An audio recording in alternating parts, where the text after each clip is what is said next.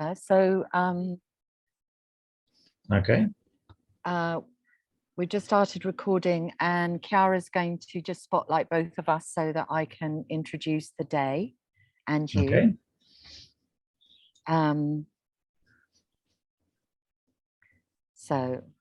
Okay. Good morning, everybody. I'm just going to introduce myself first. I'm Sally Beck. I'm a mainstream media health journalist writing about alternative healthcare. And I set up this conference because it's so hard to read about alternative healthcare in mainstream media. So this is like my little newspaper for the week on all things. I don't even know why we call it alternative. It's the original healthcare. And congratulations to everyone who made it past the censors.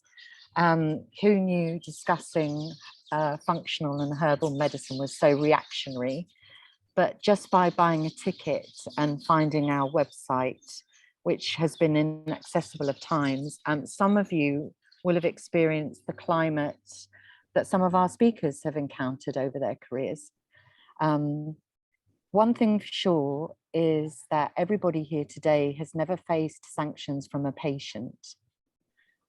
It's all through the authorities. So we have a really interesting list of topics. Yesterday related to a better way to better healthcare, and finding out about what integrative medicine could do for the patient and for the doctor treating the patient. What it's like for doctors using an integrative approach. And today is all about African herbal medicine and homeopathy, and how homeopathy is being used in Africa to help treat AIDS patients and also to help recover the soil. So it gives me great pleasure to introduce Peter von Maltitz, who is a registered spiritual healer. He's a homeopath, he's a traditional healer, and he's been trying to teach me a word that he is going to tell you that I still cannot pronounce. Okay, it's an itriga. Itriga because in means a person. Tri is the same as chi, as you call it in Chinese. It's spelled the same one, Qi, tri. And Ga means full of. So the person full of life energy. That's what I was trying to be. So it comes from the original San tradition in South Africa. And they have been incorporated into the Xhosa tradition.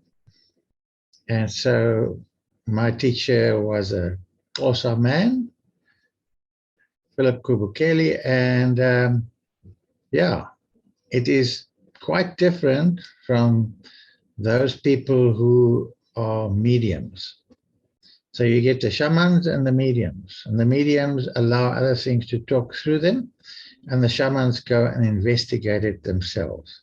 So you could I could regard myself as an African shaman. And what I want to do is to show that Africa has it all.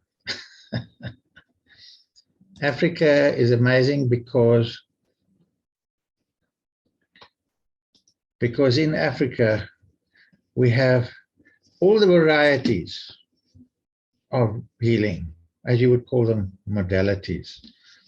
So I'd like to share a screen here to show you something about that. And I'm going to, let's just see, slideshow. Okay. So in African healing, there are basically 4 ways of working with plants. And the first one is you can look at it as a material.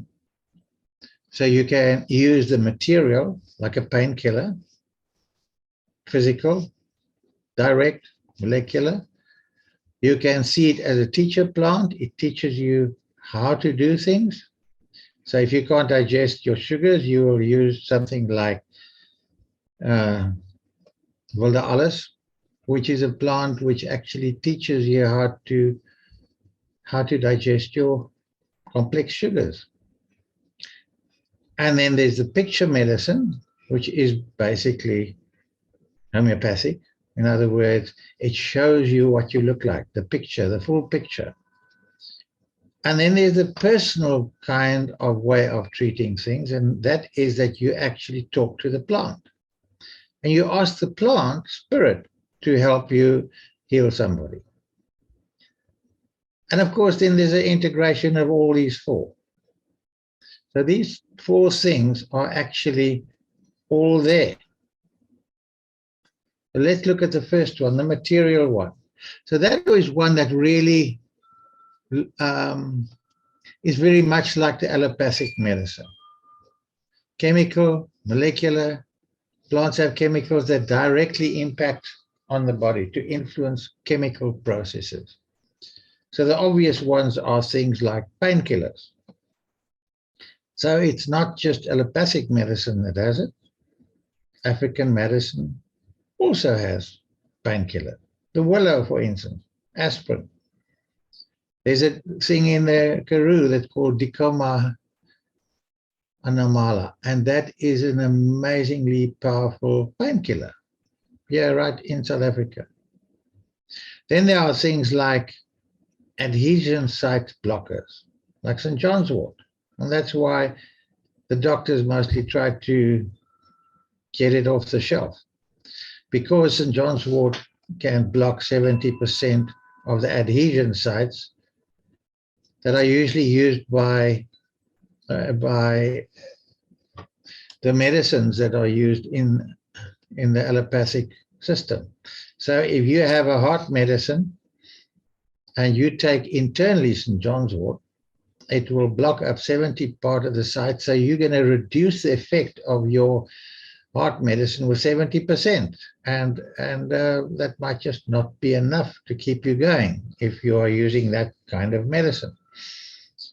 So St. John's wort is one of those that block, and there are other things that can block even stronger.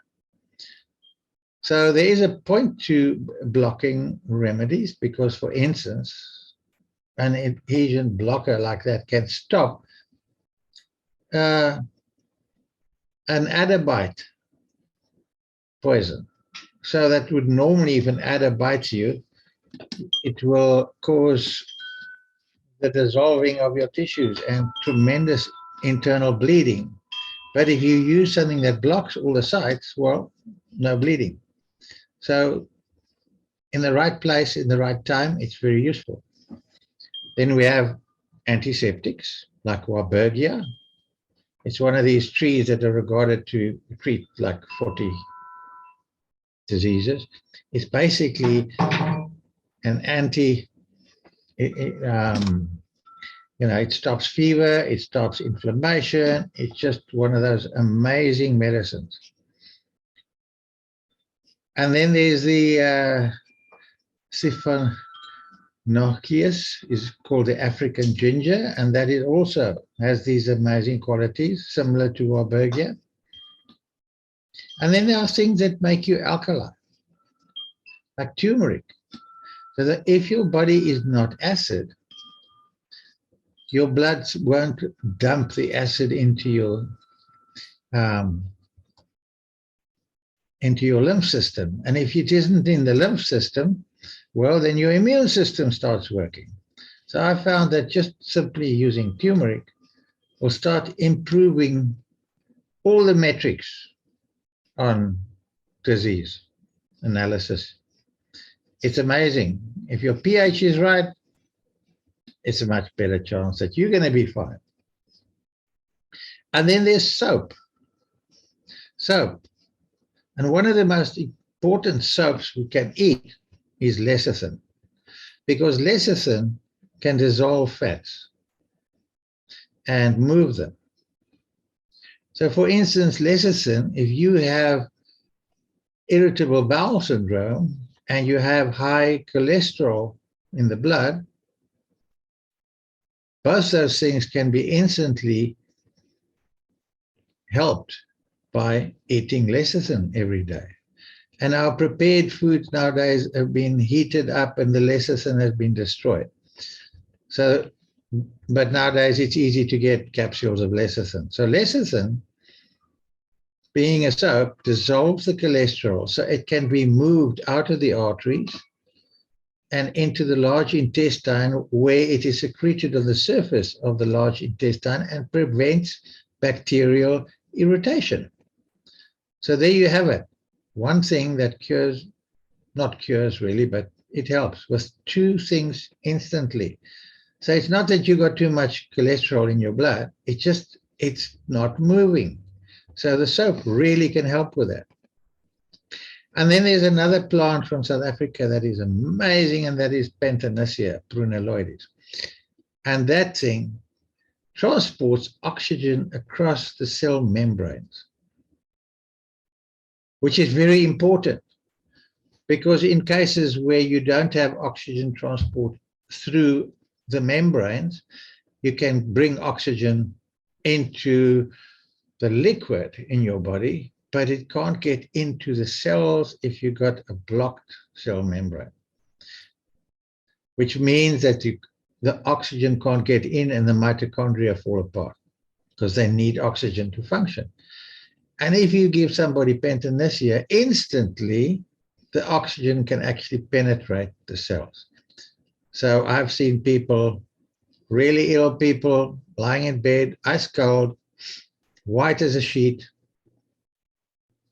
and they take a few sips of this Pantanissia tea, and in a matter of half a minute, their cheeks go red and they don't look white as a sheet anymore. So that means the oxygen is actually getting into the blood cells and the hemoglobin is going red. So you can see it. It is happening. And the next thing you see is that 2 minutes later, they throw off the duvet because they're hot. Now imagine a person that used to be ice cold, suddenly they're hot. So it means that all the mitochondria are activated because the oxygen is getting into the body. So it is quite amazing. So you see there are plants in that system that are useful.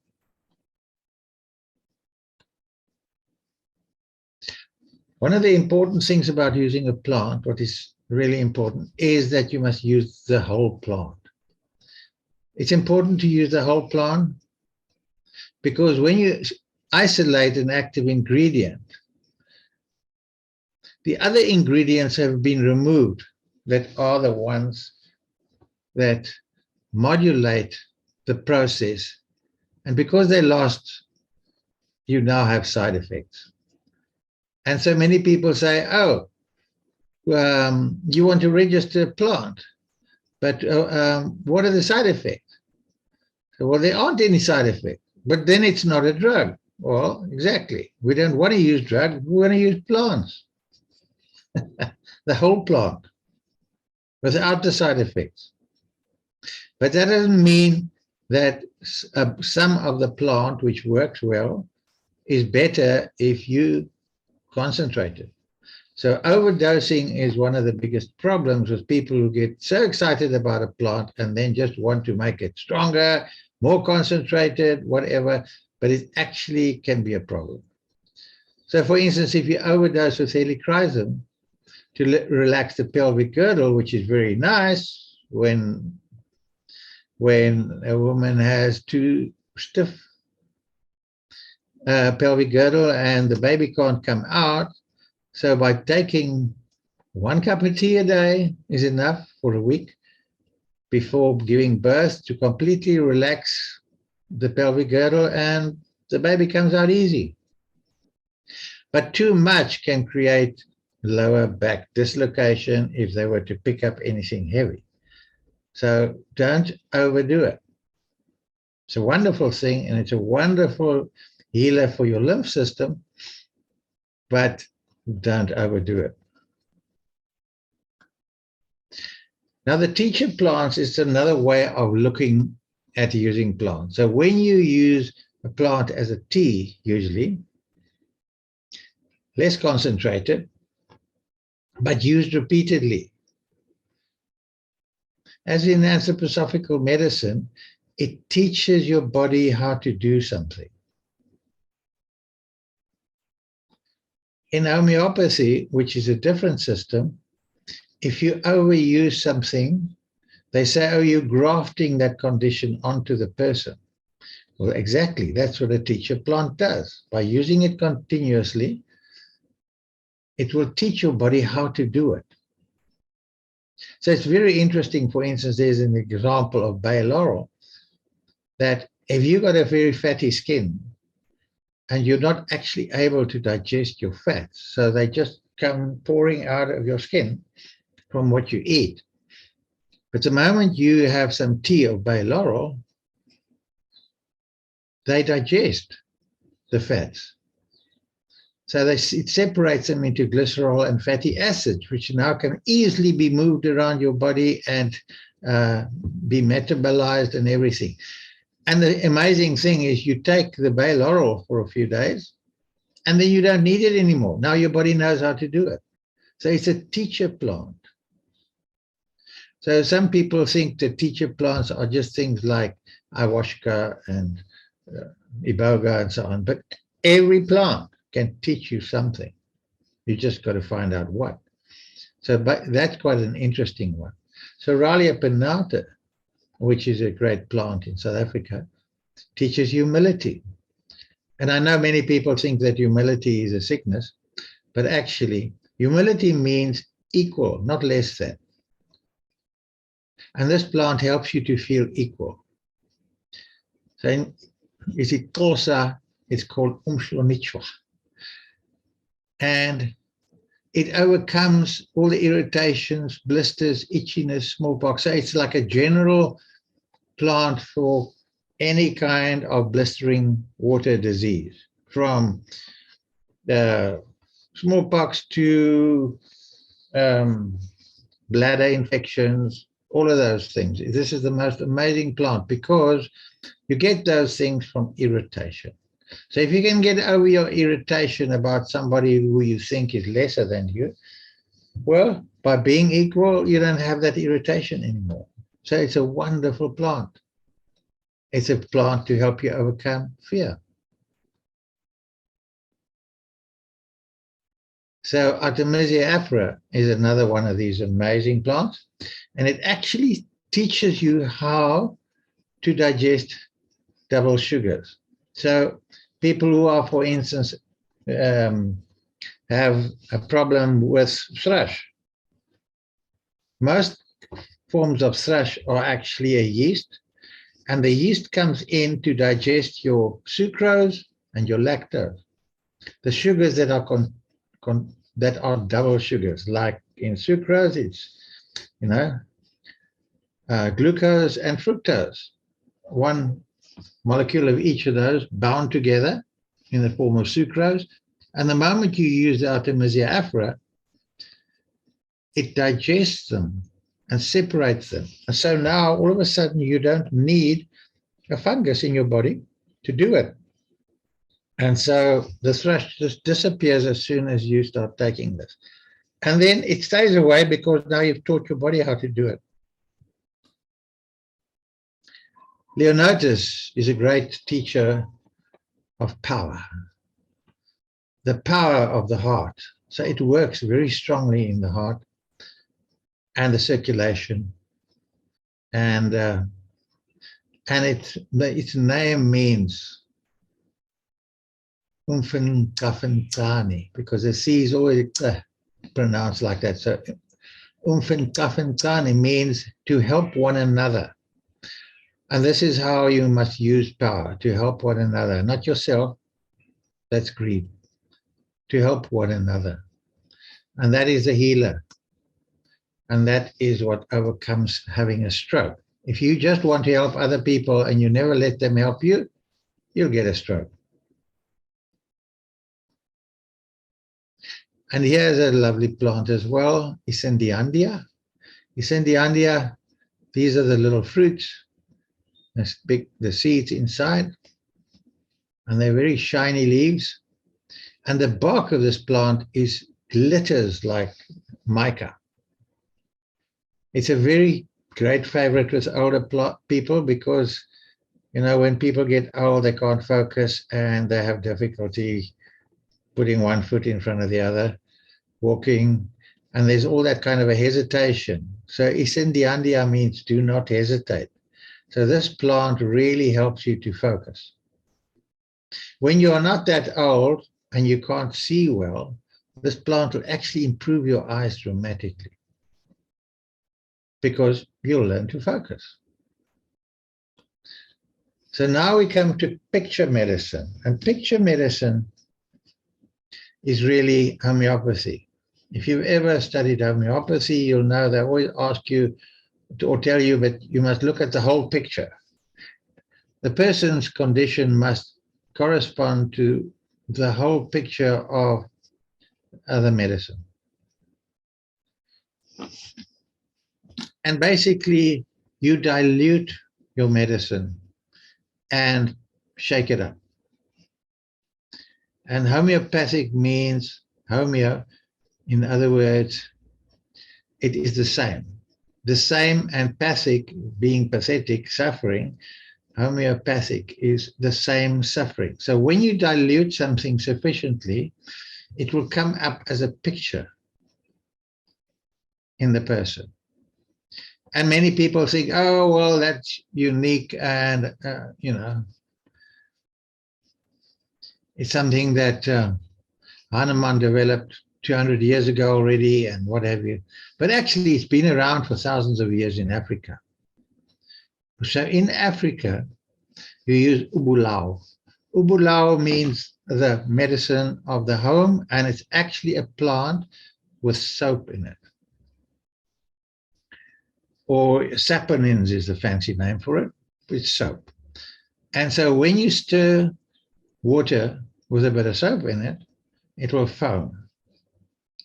And if you put your medicine, one medicine at a time, into that and stir it, it's the same as classical homeopathy, one thing at a time for 3 days maximum. So for 3 days, you stir the stuff, and every time you want to take it, you suck off the surface of the water the bubbles of soap.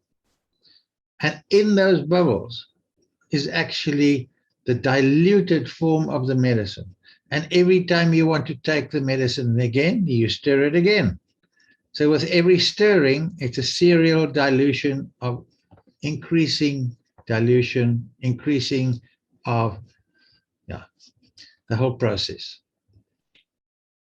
And so this process of stirring medicine with a forked stick in a container, so often those containers are actually, in the old days, they were actually gourds, and you stirred it in the gourd. So they didn't have closed bottles to shake it in like in the West. They actually just stirred it. And when you stir it backwards and forwards, because you stir it by moving your hand, it actually turns into this foam. And then when you suck on you actually get the air that's inside in a very low concentration, going straight into your lungs where it doesn't get digested, and you can take it up. And you take up that picture of the medicine. So homeopathy is not just material things that have been shaken up to get the message. You can also get the message in group therapy. That is also homeopathy. So homeopathy means the same suffering. So when you make a group therapy where the group of people are made up of people with the same problem, they look at one another and they see how the other person acts, and they say, surely, is that what I look like? Really? Do I do that? So you're seeing something like a reflection of yourself, and you decide, no, I've got to change. So this medicine only works if you are strong enough to react to it. If you can't react, it doesn't work. So you can give the best medicine to somebody that absolutely fits them, but if they are too young or too old or too weak, they won't react. Because this isn't something that acts in you, it gets a reaction from you. So in that case, you can go back, for instance, let's see, we can go back to this one, Artemisia. Artemisia gives you courage. It gives you the courage to react. So you see, you can use the one plant to give you the courage to react, and then you can give the picture plant to act, the picture form of the plant to actually get you to determine which kind of reaction you want to get. So it's really useful. Now, here is the plant that we mostly use here. It's a Silene Belloidoides. This is what we use in Cape Town. And it has a root like a carrot, and it's full of highly stable soap. So the bubbles last for ages. And this is what we use in the water as a soap to dissolve. So other people in Europe will, for instance, take alcohol as an extraction method to get your tincture. But we use this one as an extraction method. So it's not stirred in water, it's stirred in soapy water. It's highly effective extraction, and then further dilution of that one thing, and serial dilution, and there you have homeopathy. African homeopathy. So that's the kind of homeopath I am. So I'm not registered as a homeopath, but I'm registered as a traditional healer, and this is our kind of homeopathy. And then the final one is really, actually, that we treat the plant as a live being, as an equal, as a spirit. So you can ask the plant to help you. You can ask it first of all during harvesting. Which part can I harvest from you? Can I harvest from you, or must I take another plant? Which part of your body may I use? And how can you help the person? Do I actually even need a part of your body for you to help that person? Or can I ask you, please, to help my client, the patient, and help him overcome his problem? And often you can do that. So even if you just have some of the plant with you to remind you, to make a contact with you, so that you're reminded there is this helper that you have, but you don't have to actually use the material. You can just ask the plant, and this is like to remind you of the plant. If you have that plant in your hand, for instance, here's a plant that says stop. So if you have a plant that says stop, you can ask it what it must, you can ask it to please stop this or stop that. And you will see that I say ask it, because you don't want to tell anything ever what to do. Because if you tell something what to do, you're employing it, and it's going to want payment. So you don't want that. You want to be friends, and you ask it. And of course, for a friend, they'll do just about anything. So be equal, first of all, make friends. And then you can talk to them, and they will help you. So that's a personal request from you for a specific person. The very best way of harvesting medicine for a person is not to harvest the medicine beforehand, but you grow it in the right sort of soil that it can be itself. And then you go out to the plant when you have your patient, and you go to the plant and say, I have this particular patient.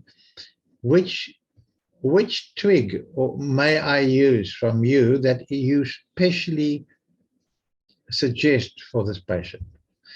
And that kind of harvesting gives you incredible results. Some people just use 3 plants for everybody because they just use them and ask these plants to do whatever they would like them to do.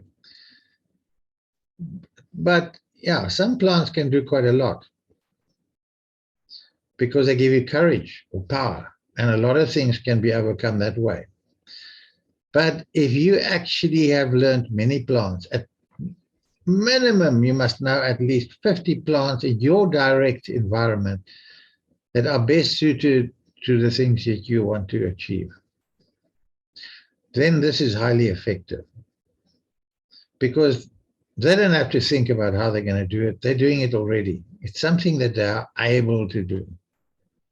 For instance, rue is wonderful for releasing. If you have a child being born and the cervix won't open, but there's a strong contraction, contractions are steady and right, it's the right time. You just want the cervix to relax, you just suck a leaf of rue and instantly it opens up, and within half an hour the baby's out. So yeah, so that's why it's called also the plant of the herb of grace, because then after you have been released of the labor, you feel very graceful. Assegai is used to throw things out. I don't want that, just throw it out. Soralia is to feel equal. Matahabashy is to give you courage. Leonotis is for strength and heartbeat. Clivia is to stop. This is the one, the Clivia seed. Stop. But you can tell it what to stop. The noise from next door, whatever. Yeah, Hypericum is to let in the light. Lysatia is to have a good outcome. Basama to focus. Licorice to ask sweetly. That way you get whatever you want. Stick some of that in your cheek and then ask sweetly. Okay. Aloe is bitter. So to let go your bitterness, you can use the aloe on your skin. Overnight, and in the morning you wash this bitterness off your skin and it has pulled the bitterness out of you, and you wash all your bitterness away, and then you make lots of friends because you see things as an opportunity, not as a bitter experience. And hypoxis is wonderful for grounding. So these are just a few of the things that are really useful. Here is your the rue, there's assegai, there's a lysatia, there's some aloe arborescens, and that is all there is to that.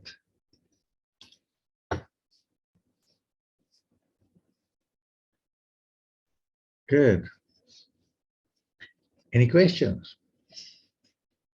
Oh, that was really interesting, Peter. Hang on, I'll get us up on the spotlight, and I obviously got lots of questions. And anyone else, please post in the comments section, in the chat section, if you have any questions. Chiara, can you put me and Peter on the spotlight? Oh, it's not showing up on mine. Anyway, that's fine. Okay. Obviously, can you hear the weaver birds, by the way? No. They are just making so much noise. But you said some really interesting things, and one of them was to ask a plant, which bit of the plant, which bit of you can I use? How do you know, what is the response? Well, you know, plants aren't allowed to talk to us unless we talk to them. because Okay. otherwise you might think you're going mad. But if you talk to them, guess what? They'll answer. But how do they answer? Because obviously, you know, The they same can't talk. way they can think just like us. Okay. So how would we recognize the answer if we spoke to a plant? Is it a movement from the leaf or Mostly it's just like intuition? no, it's like intuition, but you are told. So it might be a voice, it might be just knowing. Mm. So it's something that one needs to develop. So practice. So the practice is basically just like when you look at a person. Mm. Where do you look at a person? You look them in the eye. Why are you looking in the eye? Because you look in the pupil, but there's nothing to see there. But your feeling goes into the person when you look into the pupil. So instead of looking at the surface, you're looking inside. So when you look at a plant, look at the shadows of its leaves, and you'll immediately feel its emotions.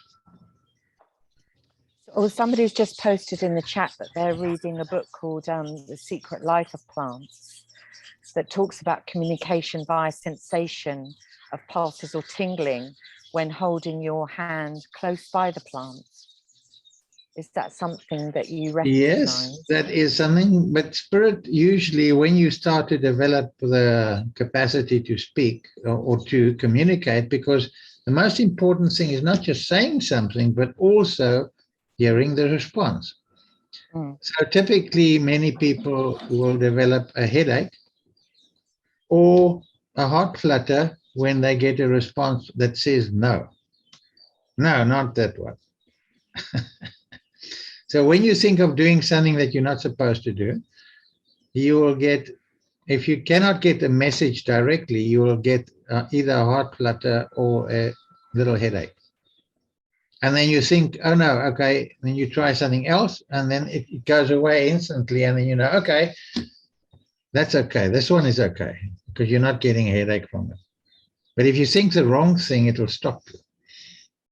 And so when people get the heart flutters and headaches that the doctors say they can't understand it and there's no cause of it and whatever, then you know actually spirit's trying to talk to you. And you mentioned rue. Was it goat's rue that you were? No, ordinary rue, Ruta gravialis. That's from that question's from a doula who is also a herbal medicine scientist who's talking later. So that's interesting. Yeah. And remember, it's just one leaflet of the leaf on the tongue. You suck it, and that's enough to let the baby come out. That's incredible. I wish our colleague was here who's about to give birth to twins. But we'll definitely fill her in later. You were also talking about you can overdose. And I think this isn't something that we talk about much. But I know that herbal medicine can affect your liver. Can it affect your kidneys as well? And how do you know what the right dose is? It can affect all kinds of things, but basically, you mustn't use more than a tablespoon of herbs per day. Okay. Combined for everything, whatever you're taking. It mustn't add up to more than a tablespoon a day, because otherwise the rest just flows past or whatever. You can't use it because you haven't got enough adhesion sites to react to it. So that's like absolute maximum anyway. But then there are certain plants that are very strong. So you really need to be careful how much you use. And also it's a question of, are you using them topically or internally? So if you take it by mouth, the hypericum, it can really block your adhesion sites to almost any other medicine, 70%. I mean, we've got medicines here that can actually block 95%, which is ideal for when you want to stop, poisoning. But it doesn't mean that any other medication or herbals or anything you mix with it doesn't work, because it just blocks them out. So you must be aware that when you add things like hypericum, first of all, use it topically and be aware that it's going to block other things out. And you were talking about St. John's wort, and that's a plant that we know because it is sold often in our health food shops as an antidepressant. But Yes, I'd never, you were talking brings about in the light. yeah, well, you were saying that it can stop the poison from an adder bite. Yeah, but not as So, effectively. There's other ones that are more effective. But the fact is, it's the same principle of blocking.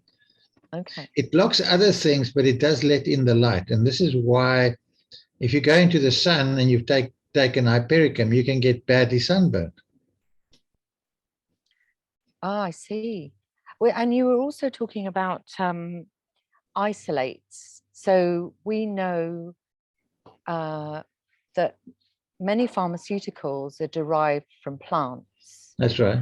but it's a plant has sometimes hundreds of compounds, Yeah. which would be way too difficult to extract to create just one medicine. But we don't want to have one thing. We want to see No, what is that exactly. plant trying to tell us? What is the emotion of that plant? So if you can match the emotion, if you match the emotion of the plant to the emotion of the person, you can resolve the problem more easily. So I think the point that I was trying to make is that when you have an isolate, that's when you get side effects. Exactly. And so that's why if you're on one medication, you often end up on 5 different medications to balance out the side effects. But with a plant we know, for example, like cannabis, that's probably a common plant everybody knows. It's finely balanced with CBD and THC, so that and terpenes, so that you get the benefit of the whole plant. And whole plant medicine seems to work so much better than isolates. Yes, it does. So whole plant medicines work better, just like whole foods work better. So if you just drink alcohol, you're going to get your liver in a state. But if you eat the leaves of the vine as well, like the Greeks do, then you don't have a problem. Because by making the dolmaden from the leaf, you're adding the leaf to the juice of the vine, and then they balance one another. So always try for the whole food. And their coffee, they don't separate they make it very fine so that you drink some of the ground up bean, because that's alkaline. Whereas just the extract makes you very acid. But if you mix them and you drink them together, you don't have that kind of problem. That's why they can carry on and on drinking coffee all day. Oh, that's the best tip of the day. For those of us who find coffee can be like rocket fuel. Yeah. Somebody's asked, are you aware of Mox Africa and their work with Artemisia in Uganda? It is in the form of moxa, which is dried and powdered and burnt next to the skin. It can be done directly onto the skin or indirectly. They have a lot of good evidence that it helps with tuberculosis and HIV and malaria. And they are doing a trial currently with long COVID. But you can even just drink the tea. You don't have to go into all these complicated stuff. I know you can use the moxa also with the acupuncture and all that kind of stuff, but actually the tea works wonderfully. And so there seems to be 2 kinds of the Artemisia that are the most effective. It's the one from China and the one from Africa. And up in Uganda, you actually find both of them growing naturally. So the teacher plants was really interesting. How many teacher plants are there? As many as there are plants. Okay. Thousands. So how do you recognize a teacher plant? What does it teach you to do? What is it able to teach you? And that it has, if you use it, you see, so all the plants you can use, but it depends on how you use them. Do you use them in a concentrated form like the allopath? Do you use them in like a tea, which teaches you something? Are you using them as a picture, as in homeopathy? Or are you using the spirit of them by talking to them? And how do you know when to use which one? It depends how deeply you are reaching into the person to heal them.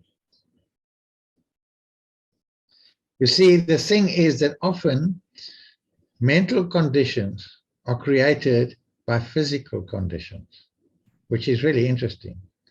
And physical conditions are created by mental conditions.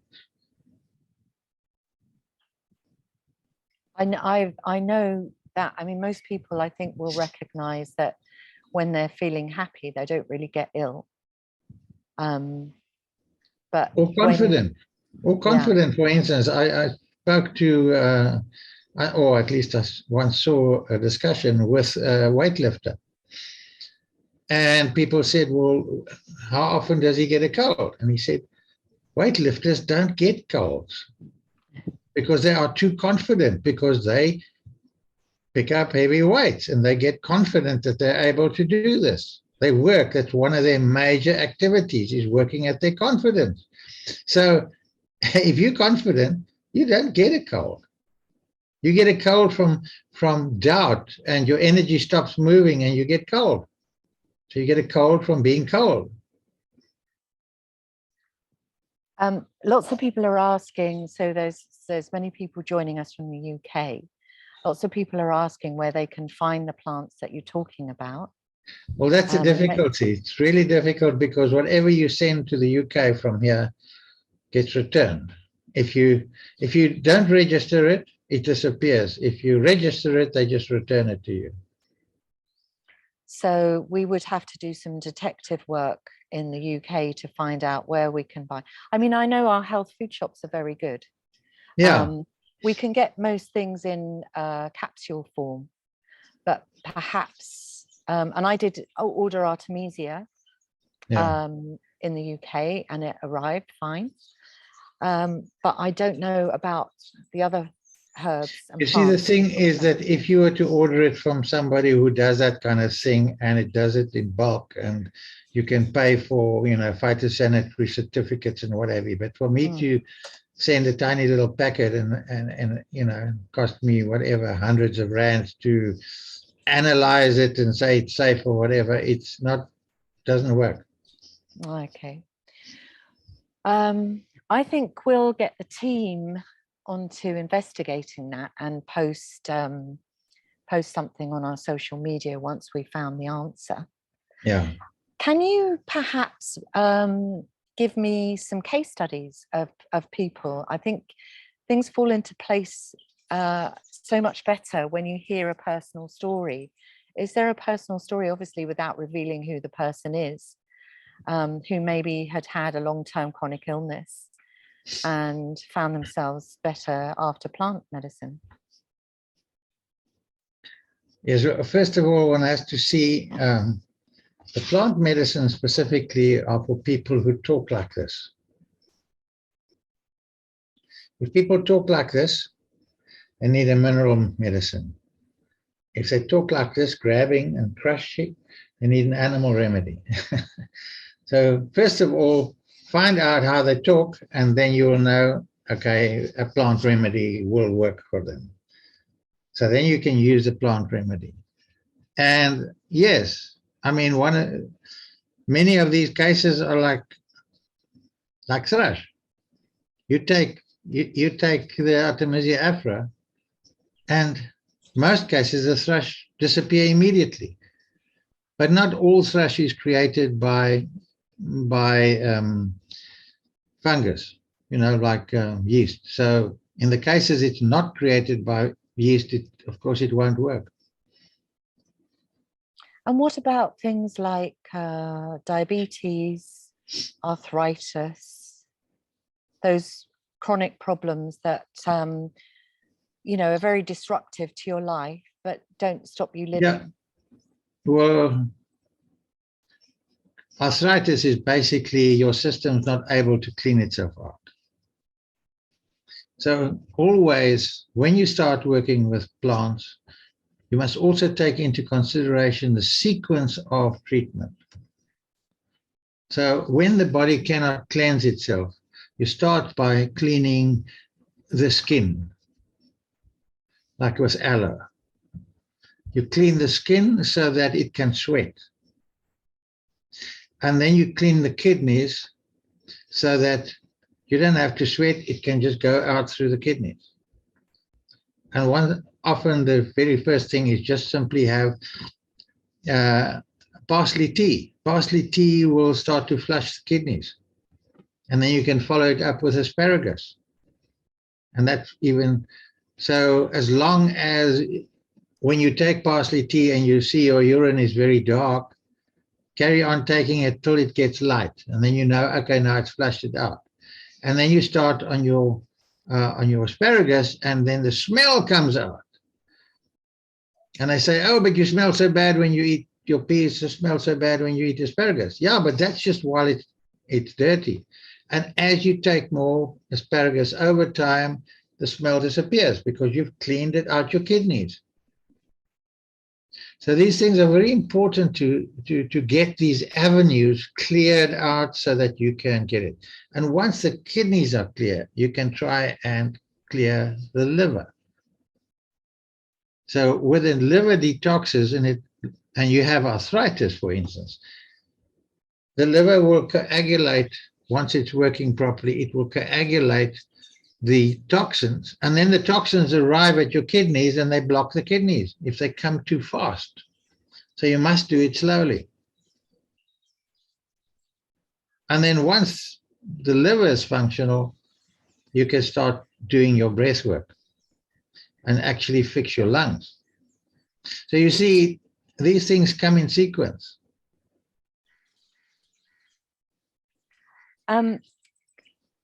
I wonder if there are diseases that we might consider incurable in the West. That, yes, we do rather. Yeah. Something that I'm not supposed to talk about, which everybody talks about. Does it begin with C? Yes. Okay. And I have talked about it today without mentioning the word C. Okay. But not the latest C, the chronic C that has been around much longer. Mm. So the chronic C, for instance, is based on your mitochondria giving in. And so your whole energy system falls flat. And Pentanacea is that unique plant that allows the oxygen into your body immediately. And your whole energy comes back and your bodily responses come back. It has, however, one massive drawback, in a sense. If you give that to somebody and you do not attend to them, they're likely to die quicker. Because not only did you allow the oxygen into their body, but now you allowed all their suppressed anger out, and their feelings of being stabbed in the back and betrayed and bullied, all that comes up, and it is devastating to them. So if you do not know how to treat that, don't give them the medicine, because it's going to let all that come out. But if you can treat and teach them how to deal with their trauma, so that it's not a trauma anymore, because there's no more blame, all those things, then if you can teach them that, then when these things come up, they can deal with it and set it aside. So not only must you detox chemically, physically, you also have to detox your feelings. All your greed and your anger and your blaming and your fear, all that stuff must go. The homeopathic remedy, the emotional picture that sticks out in my mind is that people who needing carcinosin are often very accommodating. Yes, they have no boundaries. But so if you use carcinosin to make them aware of it, you must also alternate that with Staph aureus, which gives you boundaries and says, sorry, I'm not prepared to be bullied anymore. That remedy's come up a few times over the last few days, interestingly. I don't know why.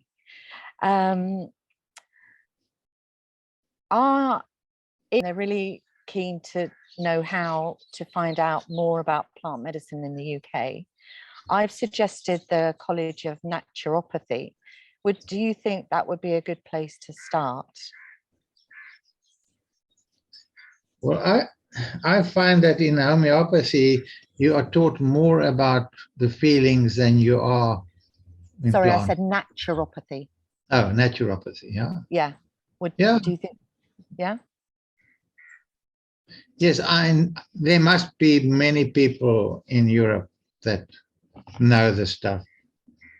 One of the most amazing thing about that I do know is Dr. Jan Scholten. He's a homeopath, top homeopath in Europe, and he has recently written a book about all the sensations and feelings of the plants by family and genus. So I haven't got that book yet, but I think that would be the most brilliant book to get if you really want to understand the feelings of the plants. Can you tell me his name again? Dr. Jan Scholten. And the name of the book?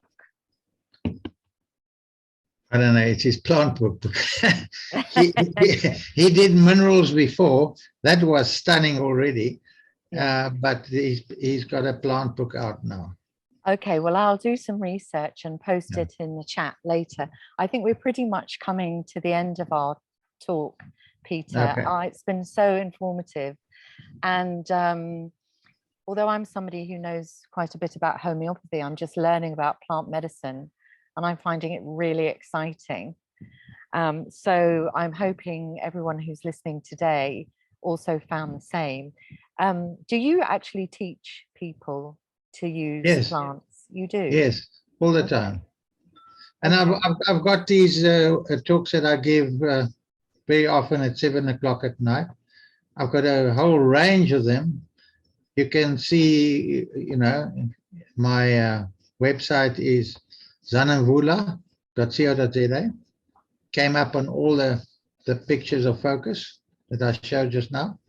At the bottom of each picture, it's there, so you can easily see it and go in on that, and that will give you all the information about different talks, workshops, whatever.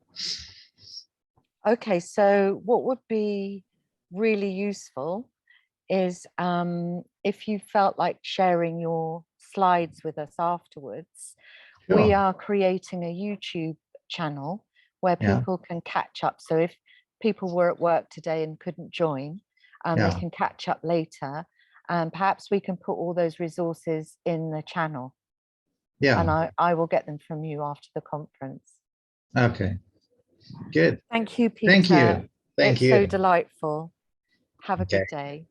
Thank you. We're just going to take a short break. Our next speaker is Jeremy Sherr. He is an expert homeopath working in Tanzania. And he's created, or he's proved 34 remedies himself, including the baobab remedy, which I discovered has a picture of left-sided sore throat when I came to Tanzania myself. So I'm really interested to hear what he has to say. He also treats AIDS and HIV patients, and he does so for free. Him and his wife Camilla have treated 20,000 so far. So it'd be really interesting to talk to them about that. And all the resources that Peter just mentioned, I will do some research and try and post them in the chat, but they'll definitely be in our YouTube channel. So see you in 15 minutes. Thank you. This morning, I'm Sally Beck. I'm a mainstream media journalist. And I set up this conference because no one allows me to write about alternative medicine in mainstream. So this is like a private newspaper. Jeremy is based in Tanzania. He was born in South Africa. He set up Homeopathy for Health Africa, and I will let him take it from here. Did you hear that, Jeremy? Hello, you need to unmute, Jeremy. Yeah. Hi, Sally. Hi, everybody. I hope you can hear me okay. My internet's not great because I'm in Africa. And so let's hope it goes smoothly. And if I do show you some videos, they will be showed by my boss in the UK. So hopefully that should go smoothly and everything is good. Welcome to this conference. So happy to see you all here and to share what we are doing with you. So let me just begin, and I will, where is it now? 1 second. Yeah.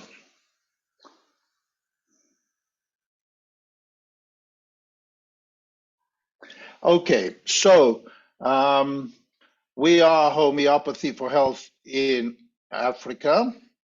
Can you see my screen? Everything okay? Just checking. Yeah, could see it. Okay, good. Thank you so much.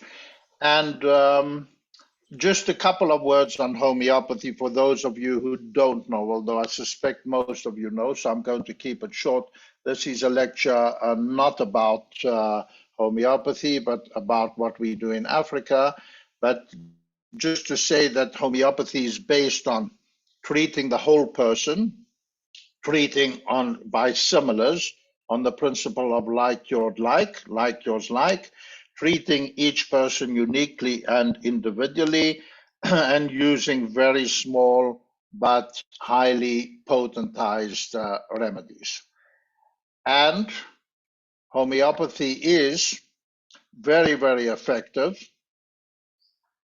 It cures from the inside out radically and truly, has no side effects, is great for kids, is extremely affordable, and boosts natural immunity, which means it is especially good for AIDS, and easy to teach and learn on a first aid level. So, from that reason, for all those reasons, we, myself, my wife, the homeopathic community, our supporters, believe that homeopathy is right for Africa. And therefore, my wife Camilla and myself moved to Africa in 2009. I moved in 2008. This is Sigsbert. He was a Tanzanian homeopath and now deceased, unfortunately. And together we founded Homeopathy for Health in Africa, in Tanzania, which is in East Africa, just by the Kilimanjaro. If I look out of my window now, I can see the Kilimanjaro. We see it every day. It's a magnificent view, and we are very happy to live here. My kids go to school here. They grew up over here, and this is what we've achieved so far. So before I start talking, I would like to just show you a short video, one of the few videos I will share with you about what we are doing. So over to you, please, Liz.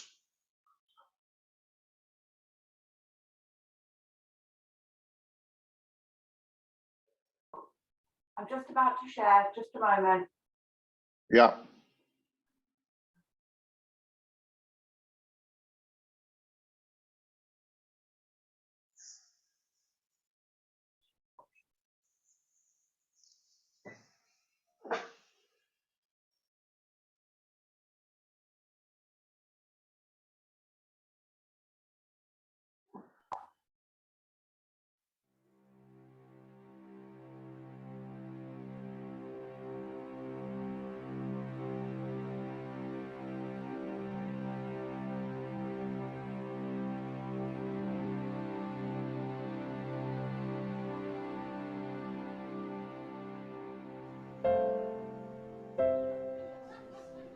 Mary is one of those patients that comes to mind because I love her. You know, she's great. I think she's patient number 103, which means she was on the first day that I went to the first village, and that day will always stick in my mind, being the first day. And we got to this place, and the whole age group was waiting for us, about 20 widows. And Mary was the third patient. And I just remember her sitting there crying, you know, in the clinic. And that made us cry. Because other than all her physical problems, if I recall, it was extreme weakness, it was pains in the bones, inability to walk a long way, poor sleep, lack of appetite, the stuff now that we've seen 1,000 times, you know. But she was so sad because her husband had died from AIDS and she was left alone with the kids. She had zero money and zero work and zero ability to work. It was just heartbreaking, really, to see her like that. Nilikuwa na udhaifu, alafu saa ingine kule kuchoka, saa ingine mpaka ukajinyanyapaa mwenyewe ukajiona kwamba hata mimi sifai. Lakini kutokana kuanzia kutumia hizo dawa nikaona ni hali ya kawaida, nikawa na imani. And she did so remarkably well after a month. I always remember her coming back and so happy and saying, I feel so much better, we want you here, we love your medicine. And she was almost dancing and singing in the clinic, you know. It was such a big difference between that sad woman, you know, full of aches and pains and can't eat and everything else, and the person who I've seen now for 5 years on a fairly regular basis doing so well, you know, CD4 up and healthy and, you know, hardly any problems at all. She survived. Nilipata furaha iliyoje hata kueleza kwa kweli naweza nikashindwa, kwa sababu nilisaidika kifamilia kidogo na mpaka mimi mwenyewe nikaona kwamba mimi nina nguvu, kwa sababu nilikuwa sina nguvu tena.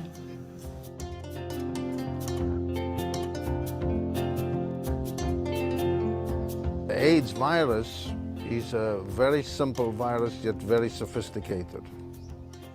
And that's homeopathy. It's simple and sophisticated. And it takes like to treat like. And homeopathy just gently stimulates the immune system, but by touching exactly the right point in the patient. People have the innate healing power, but it just sometimes has to be directed properly and stimulated properly, and bang, off it'll go, and they'll start getting better.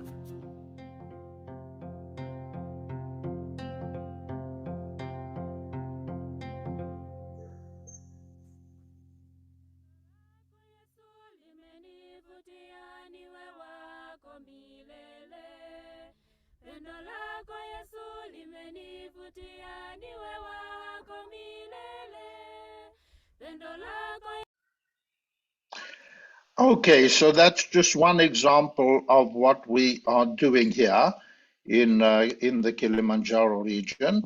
And let me tell you a bit more about our organization. This is our center. We have a thriving center. Patients come there from all over the region. And this is our team, our Tanzanian team, which have trained with us, and we sent to homeopathy school, and they have thrived and become excellent homeopathic professionals. This is our aim, to train local people into homeopathy, to make it sustainable, and to help spread homeopathy in this region, Tanzania, and the whole of Africa. We hold weekly meetings in our center to discuss the patients and any issues. This is our pharmacy at the center. We have lots of remedies donated to us from many homeopathic pharmacies around the world. This is our mobile pharmacy, which we take with us to the many clinics that we visit. We work in 2 hospitals in conjunction and cooperation with the doctors, who very much appreciate what we are doing and refer many patients to us. And This is one hospital work. This is a burns patient. We treat burns quite effectively. And we also have 19 outreach clinics, and they can be anywhere, both in the town that we live and in the surrounding Kilimanjaro region, which is quite big with many patients. Our mobile clinics can be in a car, they can be in an old hut or somebody's house or under a tree somewhere, or with the chickens, they can be anywhere. And usually we have a lot of patients coming, and we have a local organizer to help us. We work with one of our translators, although my wife and my own Swahili are sufficient to take a case as now. These are some pictures from our different clinics. As you can see, they might be anywhere, and we have quite a large team of people working together with us, and the patients love it. That is the main thing. The African patients, the local patients, they just really appreciate homeopathy, not only because they often don't have any other possibilities to go to, no medical care or anything like that, but they really like that we ask them about the whole person, all the issues that we interested in their dreams, for instance. They love that because they know it's important, that it's natural, that there are no side effects, that it's free, we don't charge anybody. So, and more than anything, they love it that they get better, and everybody knows that they get better. So they keep coming, and more people. Honestly, I could open any amount of clinics tomorrow. The people would be there, the patients, it would be no problem. It's just shortage of manpower and homeopathic practitioners, well trained, which takes time and money, although it's something we're working on all the time, and funding, because these clinics cost to run, you know, for fuel and for other expenses that we have. Otherwise, the sky is the limit, and the people love it. Here is, we do home visits. Sometimes patients are too sick to come out to our center or to one of the clinics. These are AIDS patients, for instance. He is too ill to come out, so we go and visit patients in our region. That is another mobile clinic, and you can see in the back they have a little beer factory going. We also treat whole schools for a variety of ailments. This one, for instance, a lot of the kids have ringworm, and we treated them very successfully for the ringworm. I will show you a little bit more about that later.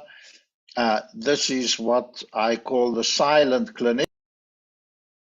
Sorry, the silent clinic. These are deaf and dumb kids, and it's an amazing clinic because they can't talk. They can only talk sign language. So we have a sign language translator, although I've learned a bit of sign language since. And they can't tell you much other than they can't talk. Usually they are often orphans or they're away from their parents, you know, at this deaf, dumb kids boarding school. So there's very, very little information coming from them, but they are lovely kids, and it's very, very gratifying to work with them and to manage to find remedies, even if they can't tell you anything, maybe by the tongue, or the teacher says something or anything like that. We just do what we can, and the results are very gratifying. Here is another clinic we work with albino kids. We go to a school with albino kids, and this is a very problematic condition in Africa. There are a lot of albino kids because there are beliefs from various traditional medicines that it's good to use albino body parts for their medicine, and therefore these kids are in danger all the time, and a lot of them are hidden by the parents in cupboards or small rooms or something like that and never come out. So they can be very traumatized, as well as the fact that you know, they're very sensitive to light. Light is a problem, so we donate sunglasses for them. You can see one over here with that, and lovely to work with them too and to get good results. I'm not saying you cannot get, or we cannot get the natural skin color to grow back, but we can reduce trauma, increase health, and reduce light sensitivity. Now, but the main thrust, especially when we came here, was treating AIDS. And the majority of the patients that we treated were AIDS patients. Less now, because they all getting better in our region anyway. And homeopathy is extremely effective in AIDS because it boosts the immune system, exactly the part that is damaged in AIDS. Now, this is one of the main reasons that I came to Africa, because I teach worldwide, and I had the opportunity to treat AIDS patients in, Europe, in America, in Russia, in Israel, and I saw what wonderful results we get with AIDS. That is one of the reasons that motivated me to come to Africa. And the issue is, as I mentioned, homeopathy boosts natural immunity and CD4 levels. The CD4 is the level, a part of the white blood immune system that gets damaged from AIDS, precisely CD4 cells, which are like the spearhead of the immune system, and the viral load, the amount of HIV virus in the blood. So homeopathy definitely has a very, very impressive result and action on these measures. We've seen that many, many times, far and beyond what I've seen from any other medicine. And therefore, it's very, very effective. We see improvement in all AIDS symptoms and in general quality of life. A reduction in side effects of antiretroviral medicine, which enables the patients to stay on each line for longer, meaning antiretroviral medicine starts to cause serious side effects very quickly. And after a while, the patients can't tolerate it anymore, and the risk and damage becomes worse than the benefit. Now, usually, conventional medicine changes a line of ARV to the next and the next and the next, maybe 15, 16 lines in the West, but over here there's just 1 or 2 lines. Therefore, it can't be changed easily and the side effects become unbearable. But we can reduce the side effects, and therefore they can stay on each line for longer. And I will say that we work in cooperation and by referral from doctors, and we never remove or interfere with conventional medication. Homeopathy works perfectly well side by side with the antiretrovirals, and it's not our intention to work to be instead of conventional medicine. We do our own medicine, they do theirs, and what we do is perfect proof that this is complementary medicine and can be worked together. So let me show you one example of one of the AIDS cases. I'm just showing the follow-up to save time. Okay, Liz?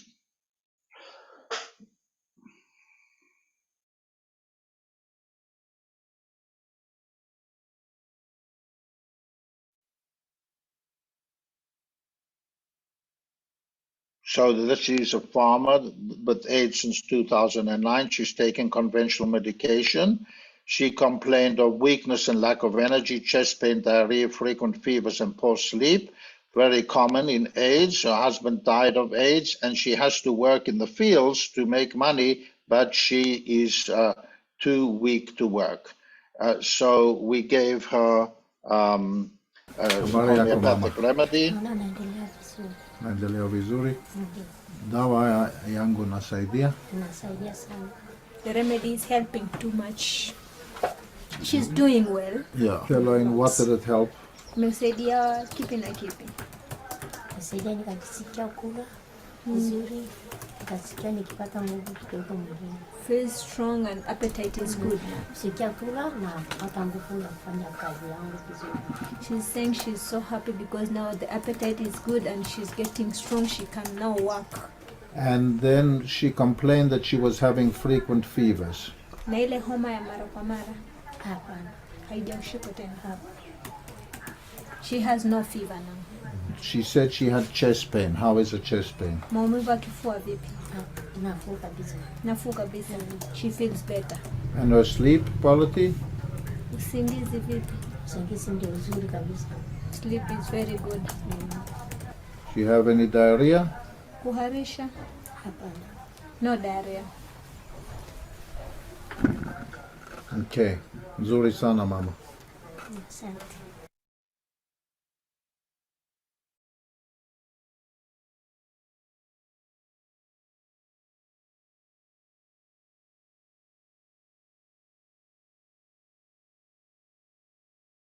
Jeremy, you're on mute. Sorry, this We is a can't hear you. typical result that we expect to see in all AIDS patients. We expect to see improvement in all symptoms very, very quickly. And that is indeed what happens. As you can see in that very short example, all symptoms improve and the CD4 count rises and the viral load reduces as well. I'll show you a couple more later on, but let's continue. So one of the highlights of our outreach clinics is the Maasai. We love it there because, as you can see, it is just totally wild, natural, vast, and amazing Maasai people. They have no other health care, and it's a very tough life there. They have to walk 10 kilometers to get their daily water. And it's very windy and very dusty, but it's magnificent. And they are such lovely and amazing people. Here is one of the Maasai villages and Maasai woman. And, you know, it's just, we go out there, we travel through a few villages, and they are so happy to have homeopathy. They don't have any other alternative, and they do so well on it that they just love it. So the clinics are totally full there. Just last week, I came back just 3 days ago. It's a 2 or 3 day trip, and this is one of our Maasai clinics over there, and it was a wonderful experience. We also treat mother and baby, mother and kids. Like I said, homeopathy is wonderful for kids and very effective. So lots of women are bringing their children. They really do not, just like in the West, they don't want to give them antibiotics, steroid, and conventional medicine anymore. So they are very happy to bring them to us, and great results. So in our region, we are treating regularly 13,000 patients in the Kilimanjaro region. These are regular patients on our books, and we give them freedom to choose, and they choose homeopathy because before that, all they had was conventional medicine. There's no other alternative, complementary, or any other form of medicine there, except the traditional African medicine, which can be problematic, you know, and they are a bit scared of it because there can be some serious problems with it. Sometimes it's effective and good, you know, but it's difficult. So, and they just love homeopathy. So we have our books full, and we have treated, I would say, over 35,000 patients, probably more. This is one of the hospitals that I work in, and patients are coming from far and wide. Sometimes they are traveling 5 or 6 hours to come and see us, and they'll just sit there and wait all day to see us. It can be quite long and hard days sometimes. This is one of our waiting rooms, as you can see, Homeopathy for Health in Africa. And, you know, sometimes we just can't see everybody and we just have to go home because there's so many people, but we do our best.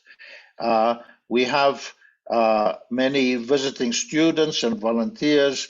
These are 2 lovely ladies from Japan and another 2 lovely people from ladies from Finland. And we've just had a group of 5 students here from the USA, from Holland, from various countries. We had a wonderful time. They come for 2 weeks, or we have volunteers that come for longer work for 3 months from New Zealand, from the States, from all over the world, and they just love working here. Everybody contributes their time for free, and their flights and everything else. Some kids, if we see kids that are, very promising but can't afford school fees, we help them with the school fees. We have a few kids like that that we regularly pay for school. We did open in 2009. We found that it was so difficult for mothers with AIDS. So, to look after their kids, they were too weak. They had to work. That, you'd often have a 2-year-old alone at home. So we opened a daycare center for children of AIDS patients, our patients. We only employed AIDS people, AIDS patients, and it's running till today. We ran it for a few years, then we couldn't afford to maintain it, so we passed it on to a Finnish NGO, and it has been and remains one of our very successful ventures. We also, have an emphasis on education and, teaching both on a first aid level or actually preparing people to be full-time homeopaths. This is a teaching class for the Masai in homeopathy. This is Saidi, a homeopath from Israel. And together we train these people in first aid homeopathy over many months. They've become very good at it. They treat the people all the time, and they are getting very good results. And if they have problems with the case, they call us, we help them with the case, we give them remedies. So that is a first call of, the patients can go to at any time to these people, and they are actually doing really well and good. So we're very happy with them. We also dish out food parcels. We have various projects. If people have no food, you can treat people all you like, but if they haven't eaten for 3 days, they are not going to do very well. So we try to organize simple food parcels, and also a parcel on Christmas and things like that, various projects to help people. We also give out secondhand glasses for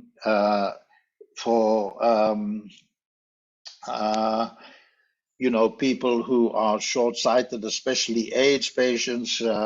This is a teacher who is, needed the glasses. He couldn't see the blackboard, and it helped him very much. We used to give out all glasses, but now we just stick to reading glasses because it's too difficult to fit the prescriptions.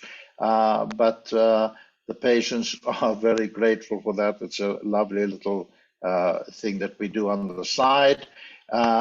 We believe that, we want to show what we do. We want to spread homeopathy in the world. Therefore, we try to make movies of patients, of what we do. We've made quite a few, and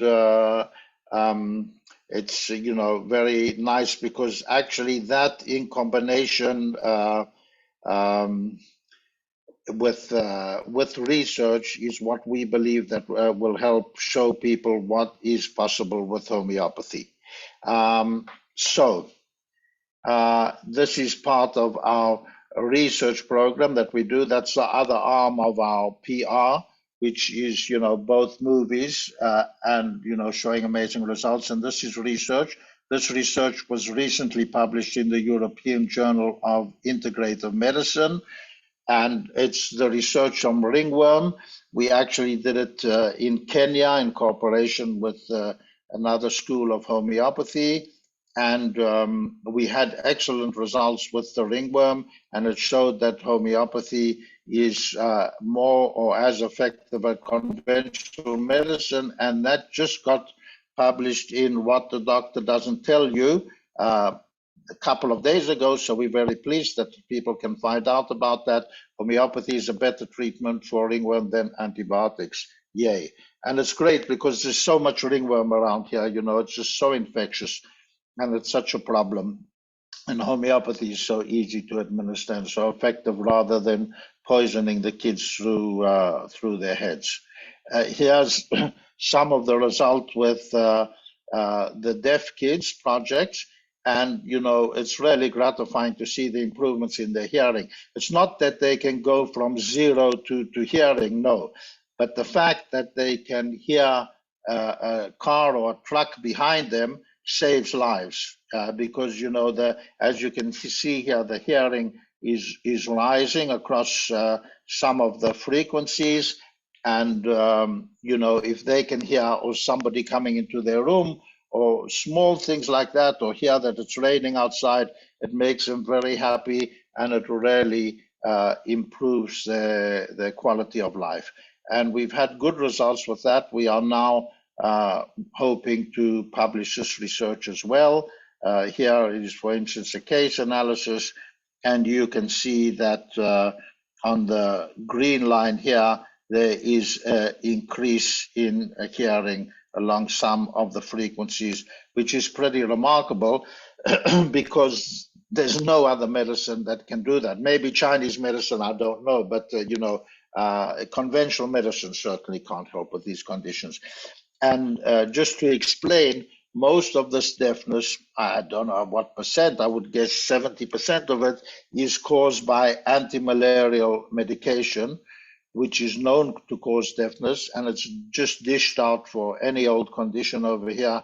You break your arm, you get anti-malarial medication, and that the quinine, the quinine in it, damages hearing severely. A lot of mums get it in pregnancy. They don't know what they're taking, and then the babies are born deaf.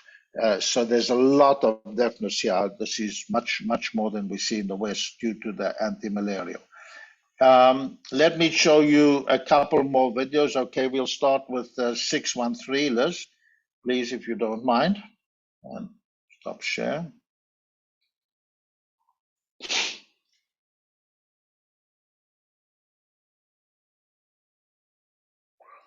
So this is another Mary, patient 613, and suffering from AIDS for a few years, 3.5 years, and treatment failure means that it's not working, the conventional medicine. So her CD4 fell from 685 to 196, low appetite, weight loss, burning, chest pain, sleepless, lack of energy, leg pain, back pain, and grief since her husband died from AIDS 4 years ago. So this is after homeopathic. Okay, this is number 0613, and she's had Natrum muriaticum 12. Habari za afya? Nzuri. Nzuri. Shida nini inasumbua? Hamna shida. Hamna shida. Hamna shida. Lakini ndo nzuri sana. The remedy is so good. She has no problem. Did the remedy help her? Dawa ilikusaidia? Sana. Katika kifua. Mostly in chest. It helped the chest. Yeah. What did it help in the chest? How? Saidia nini kwenye kifua? Saidiaje kwenye kifua? Yaani kule mahali kilikuwa kinachoma. Nilivyoanza kuitumia sikusikia tena. Alafu she had burning pain in the chest, but after using the remedy, na usingizi and also sleep. Usingizi ilikusaidiaje? Kwenye usingizi ilikusaidiaje? Yaani nilivyokuwa sijaanza kuinywa. Endelea. Naingia kitandani na yaani kwenye saa 6 ndio nalala. 12 midnight. Saa sita. Yeah. So she, before the remedy, she could not fall asleep till midnight. Yeah. And after? Na baada ya kutumia dawa? Baada ya kutumia dawa? Yeah. Nilipata usingizi mzuri. She used to get nice sleep. Ulikuwa unalala saa ngapi sasa baada ya kutumia dawa? Baada ya kutumia dawa? Wakati ule nilikuwa nalala saa 2, nikishatumia hizo dawa zangu saa 1 kitandani. Na hapo mpaka saa 2 asubuhi. Now after the remedy she goes to bed at 7 and wakes up at 8. Very nice. She's happy. Yeah. She looks happy. Yeah.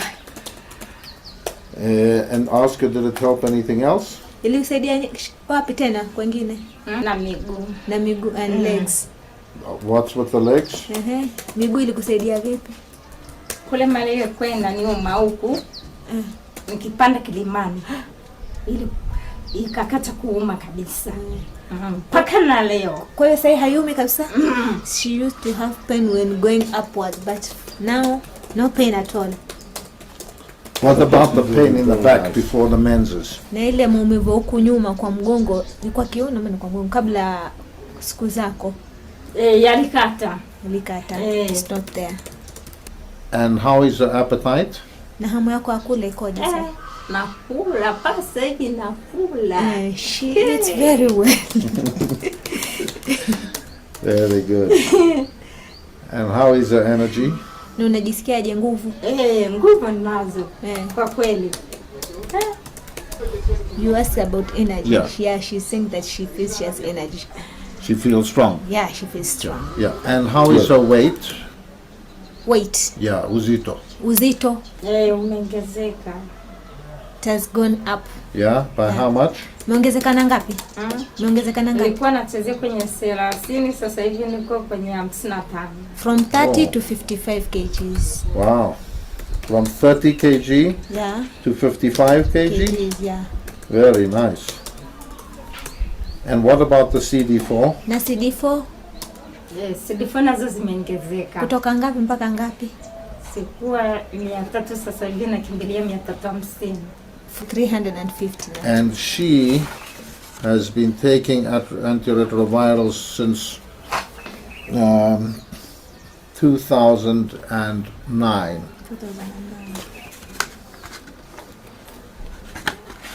When she started on antiretrovirals, she was 138. It went up to 685. But then, on the same antiretrovirals, it fell to 196. After starting homeopathy, it went to 256, 303, and then 320, and she said now 350. So ask her, what does she think of this medicine that we do? Nafikiriaje kuhusu dawa ambayo tunakupatia? Nzuri. It's good. Yeah, so. Inakusaidia? Sana. Sana. Unasikia raha? Kwa gula. He's saying in appetite. In appetite. Yeah, have saying eating. Yani kwa kula hapo nimeshukuru. Great. Nina furaha sana. I'm very happy.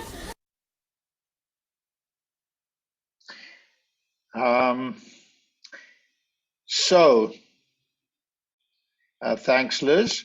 That is one example of, but, it's not a unique example. Like I said, that's what we expect to see all day, every day with AIDS patients. And finally, I want to show you another video, short video of a patient, just to show you more what homeopathy can do from a CD4 level. That is not only the objective symptoms as we saw now, because I will tell you that from my experience of treating many thousands of AIDS patients, homeopathy is more effective in raising CD4 level than anything else that I've ever seen or heard of. Just to explain to you, normal CD4 is about 1200 to 1500. With AIDS, it goes down to 800. And then, when AIDS becomes full-blown, it goes 500, 250, and we even see patients with a CD4 of 5 or even 1. And what happens usually with conventional medication, it will go up by 50, 100, 200 points, remain there for a while, then start dropping, then they change a line of medication and go to the next line. And then the same thing happens again. It will last for a year or 2 years or something like that, so they have to keep changing. But the results with homeopathy are really much more effective. So let's see the next case, please, Liz.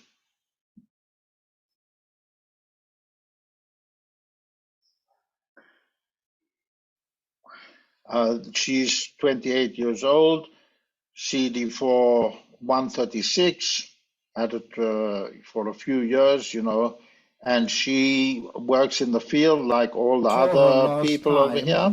2012, a year and a half ago, How did she do after I saw her? She's saying on homeopathy, she was doing great. After having the remedy, she came to check her CD4 was 996. And some days ago, when she came back, that's when she checked out, she had 223. Okay. So before she had the homeopathy, how much was her CD4? When she came here before, her CD4 was 112. Yes. And then that's when she started using homeopathy. Yeah. And then the CD4 increased to 582, 893, and then 996. Yeah. But it has decreased since she stopped taking homeopathy. So she's taking her regular medicine. Yeah, she's taking, but since we haven't seen her for a year and a half, it has decreased to 223. Yeah. That's a good improvement from homeopathy. Very nice. 112.5. Ask her how the homeopathy, did it help her while she was taking it in other ways? Na ulipokuwa unatumia haya matibabu ilikusaidia hivyo hivyo? Ilisaidia sana. Ilikusaidia sana. Sana. Kwa sababu saa zingine moyo ulikuwa unaenda mbio, kiuno, mgongo, nilimweleza hapa. Kutoka nitumie hiyo dawa hamna. Kutoka CD4 zimeshuka nasikia kiuno, mgongo. She's saying since she started using homeopathy, no more heart palpitations, pain in the waist, back. But when she's lasted for 1.5 years now, the pains are back. How long since they've been back? Hayo maumivu yamekuwa hapo kwa muda gani? Yani kwa sasa hivi sio kwa muda. She's saying it's 6 months now for the pains to come back. And she said when she was using homeopathy, she was really energetic. She used to work for long hours. Yes. But now she can't work for more than 2 hours or more. If she works for a long period, she gets dizziness and gets vision dim from the eyes due to the vertigo. And all that was better when she took homeopathy?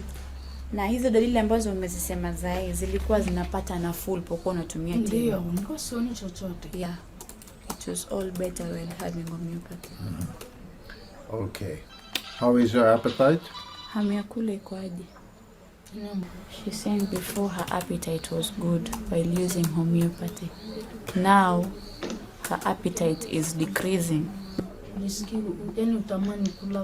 Hey, the last time I saw her was 1.5 years.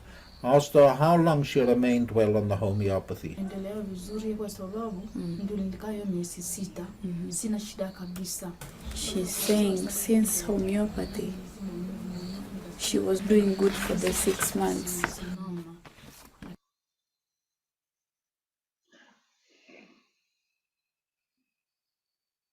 Now, So how is the remedy been for her? what happened, we repeated the remedy again. So we gave her a remedy, she went back home, and later on she went for the CD4 checkup. She found that the CD4 went very high. Yes. Excellent. CD4 nzuri sana. Diagnosed in 2010 with a CD4 of 136. Started taking antiretrovirals in the same year. CD4 went down to 112. She started homeopathy then for the first time, and CD4 went up to 582, then to 893 and 996. At that time, she stopped seeing us. That was in November 2012. After stopping seeing us, the CD4 fell in 2013 to 223. She started homeopathy again in November 2013, and the CD4 went up from 223 to 1645, 1645. So as you can see, when she used homeopathy, first it went to 900. After 1.5 years, she lives far away. She stopped. It went down. We started again. For 1.5 years later, and it went up to 16. Show picture of baby. 2-week-old baby. Baby Queenie, this is baby Queenie. She's 3 weeks old now. Les, she's 2 weeks old. Wikimbili. Ndio. Dear, 2 weeks old baby Queenie.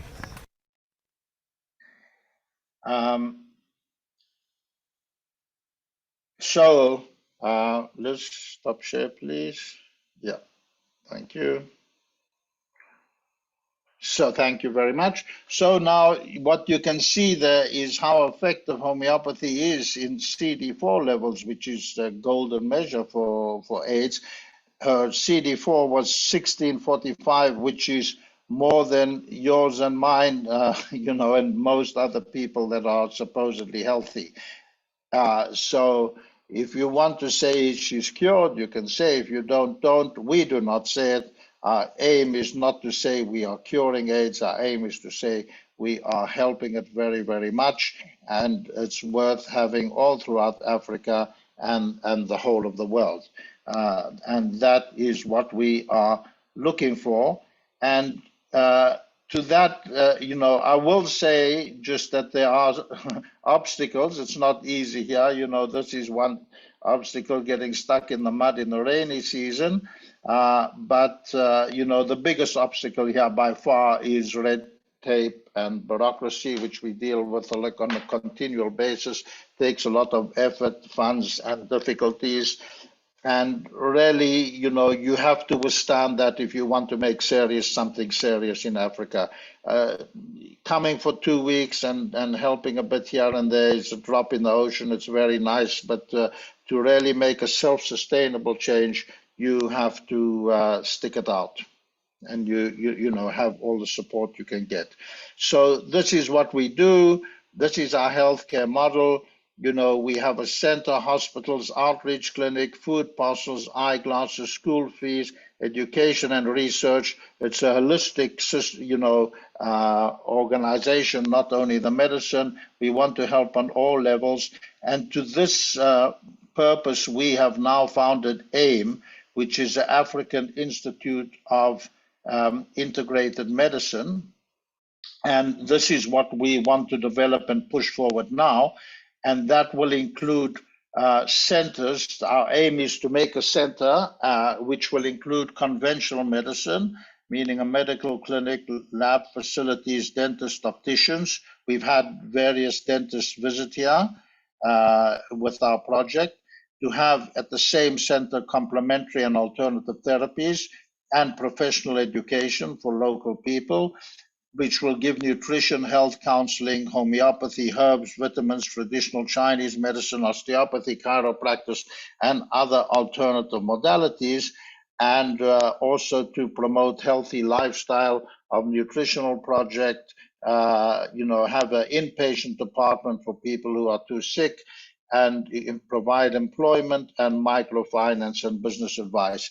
Because what we've learned here is, you know, homeopathy is certainly a perfect medicine for Africa, but especially when you're dealing with AIDS, all other things too, you need many modalities to really create a big change, working together. So this is our vision, you know, to have all these things in one center, to refer the patient to the right department. This is what is needed to really make a radical change. So, you know, we welcome your support and cooperation. If any of you alternative practitioners want to be part of it in one way or another. And hopefully, if we can make one center that succeeds, then we can promote such a model in the rest of Africa and in the world. That is our long-term big vision. All our work is free and on a voluntary basis, so your donations are very much appreciated, and you can read more and see more and write to ask questions over here. And I am going to finish with a song.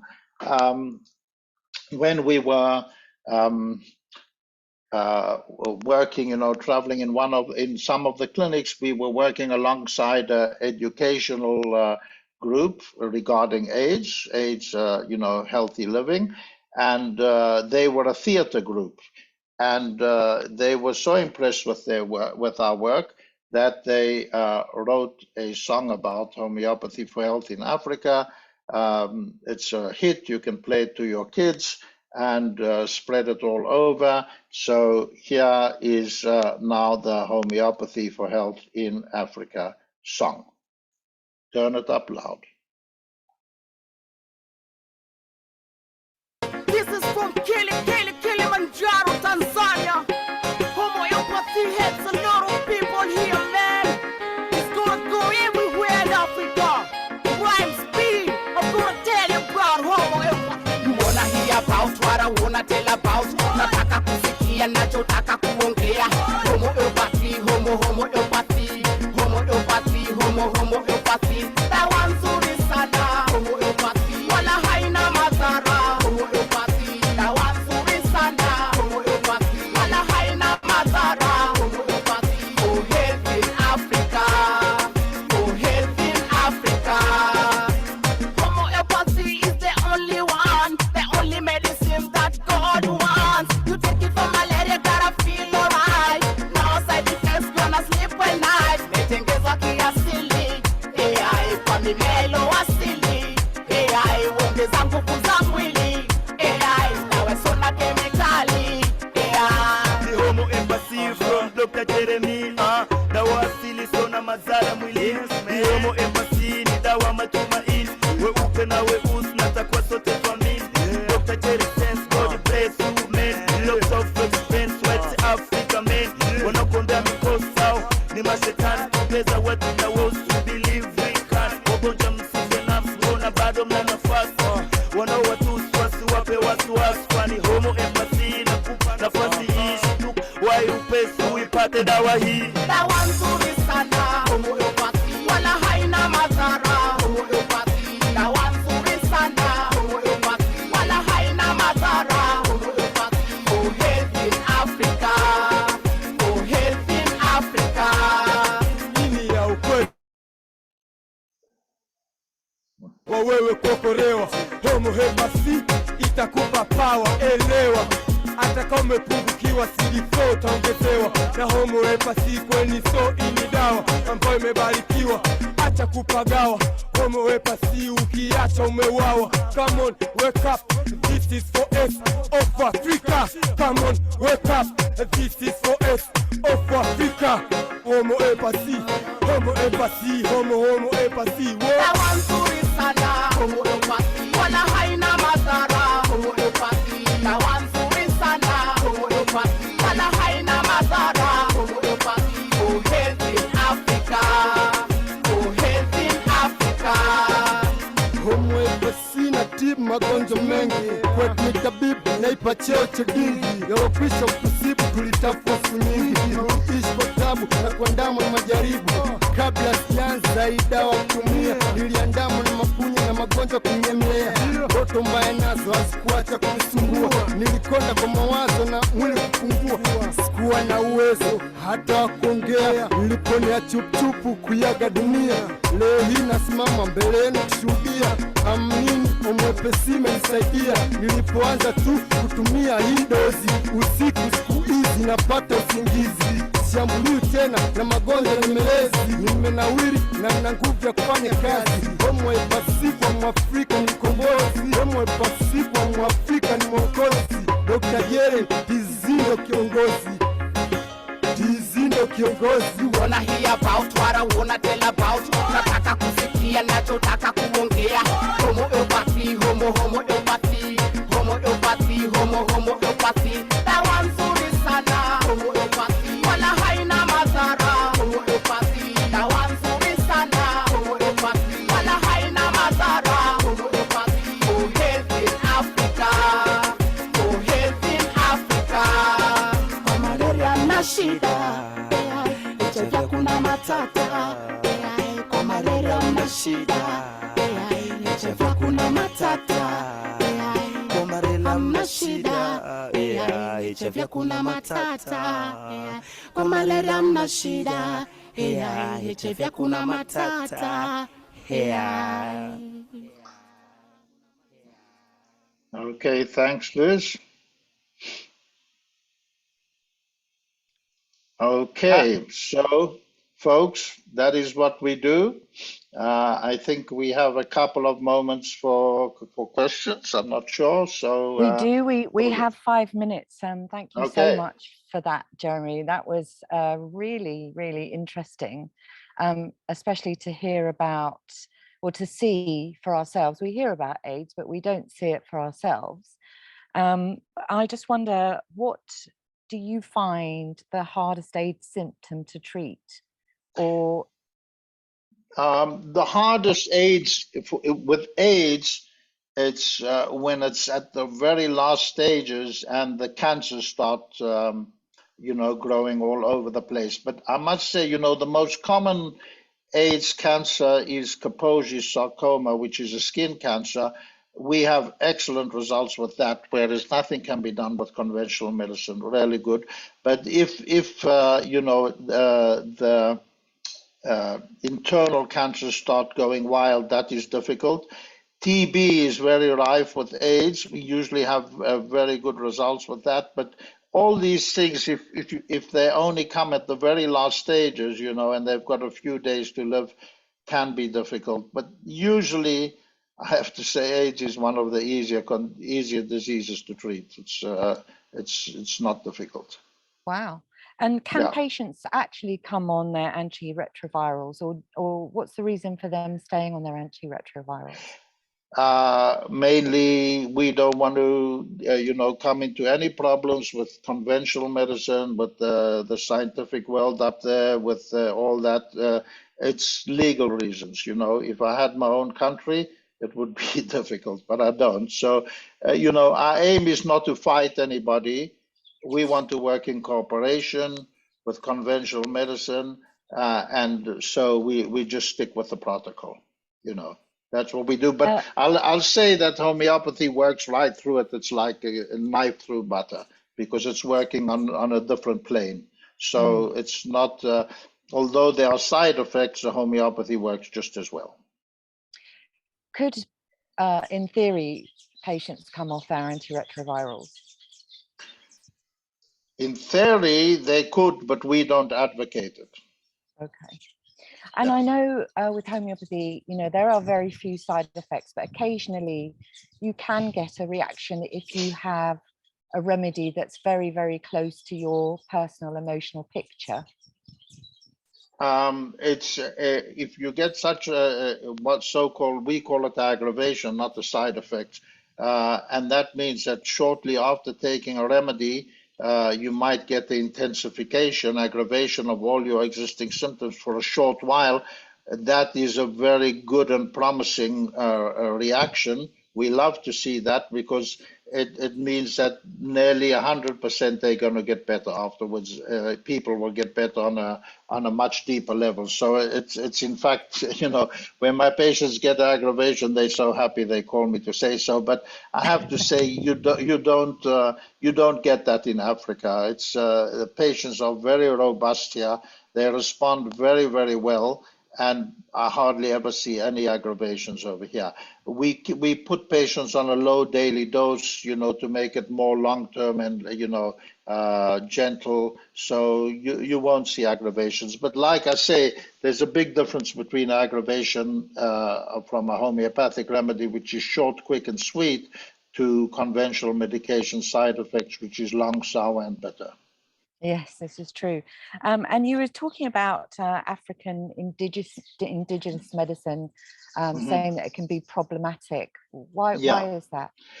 Well, first of all, sometimes, they will use a large amount of alcohol or strong alcohol to preserve the drugs, and that I've seen, unfortunately, a couple of cases where babies died as a result of so much alcohol in the tincture that they use.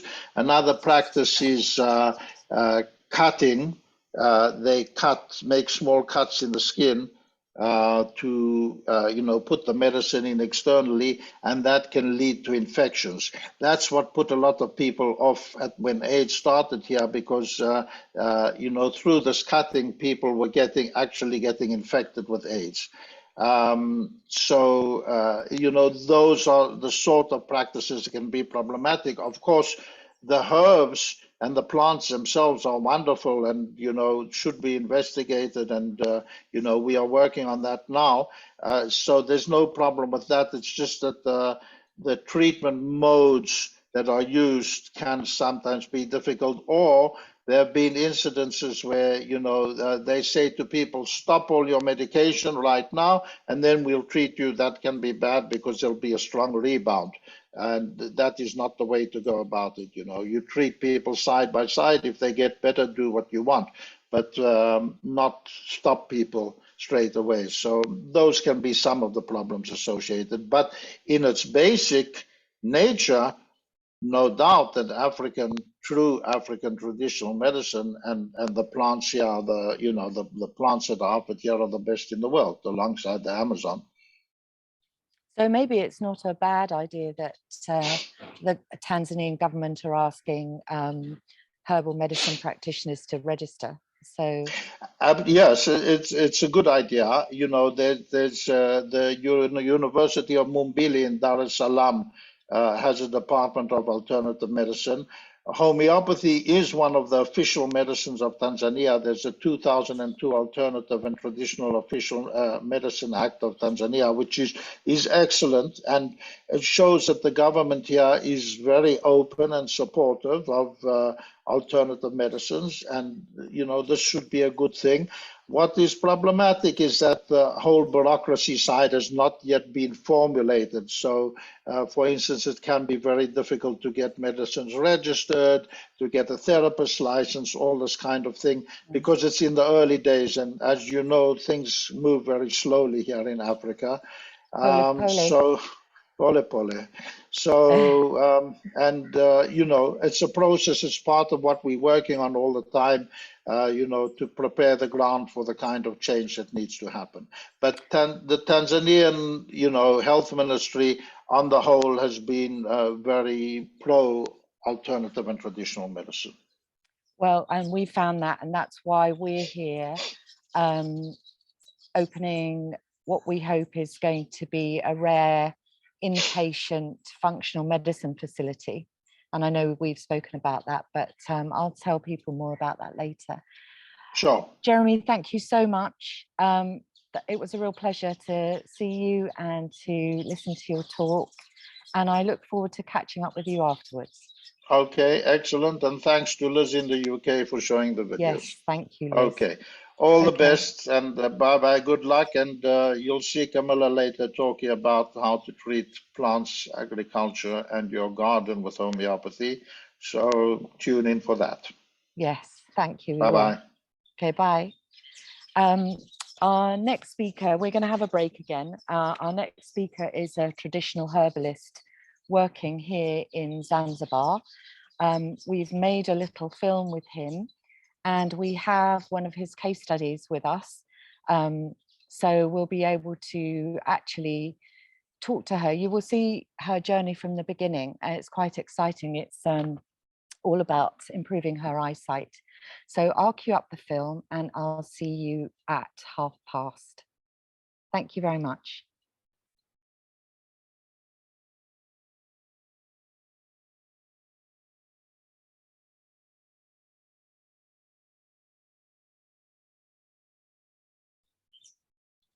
Welcome back, everyone. I'm very excited to show you this film.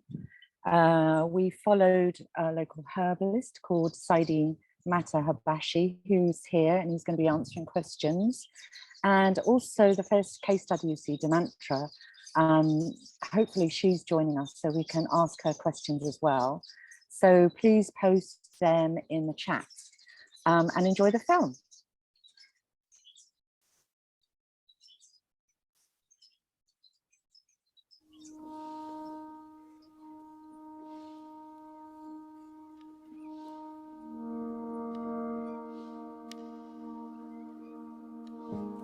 Oh, thank you, doctor. Can I tell a small story about long history? Okay. My eyes didn't see from childhood, even early childhood. And I tried a lot of possibilities. And in hospitals, in different institutes, but no doctors can help. and it was finished with my eyes because I see only 8% of normal. And your salads, I try to do, because I try to do everything what I can in my life, and I try to do your salads. And really, at maybe 3rd or 4th of days when I use that, I started to feel more comfortable, more open, and I did that only 7 days till this moment, and I catch that before I saw that maybe steps look like one line, no difference. But now I feel steps. I feel where to put the, like, I started to feel, to see the colors open up, because before was cloudy and little bit colors I saw. But now I saw difference between black and dark blue.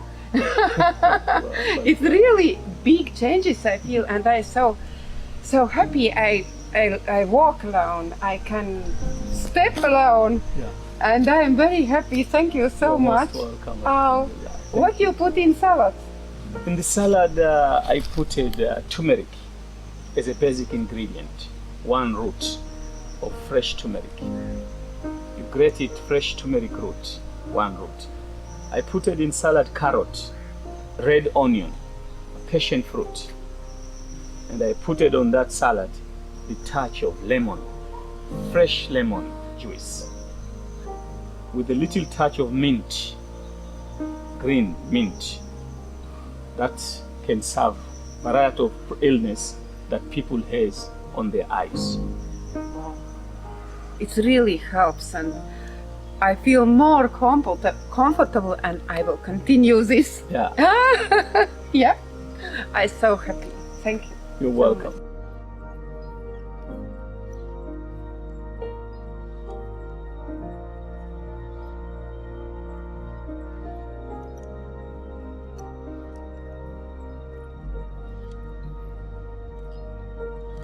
I found every eye need vitamin A, vitamin E, vitamin C. It needs something that can protect the eye from inflammation. See, antioxidant, anti-inflammatory. It needs something like they can wash all the toxic in the eye.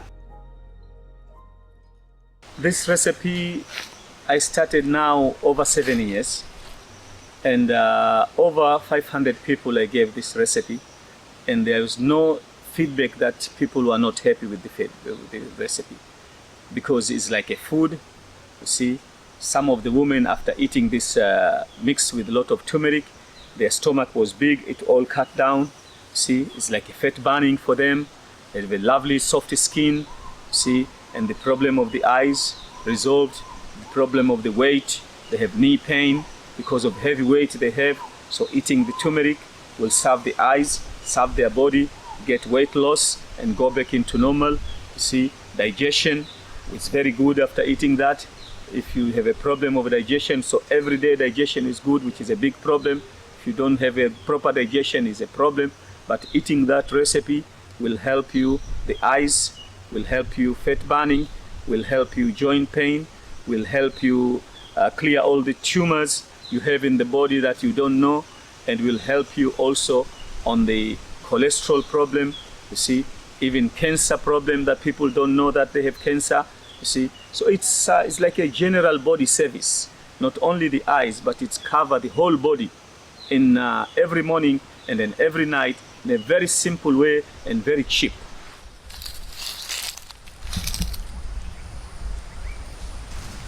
My name is Said Suleiman Muhammad. I am the son of Suleiman Muhammad bin Said al Busaid. Life on our grandfather's compound was medicine. People from all over East Africa, some people from Kenya, from Mombasa, some of them from mainland Tanzania, some of them from the island of Unguja, some from northern, southern, eastern and western Pemba. They used to come and get medical support. He was doing the medicine in terms of using roots, leaves, herbs, and several plants. Grandchildren, we were doing like nurses around his compound. This is how I started to be a herbalist. There are books about herbal medicine. You could read from his writing that mixing this and that and that. So probably he was studying somewhere and he wrote that in Arabic. So he was very big herbalist. Herbalist was in blood. His hand was like a golden hand. Any patient coming there, some of the patients came and they were already told you'll be made dead after one month or 2 months. They stay over 20 years. So in herbal medicine, everything can be treated.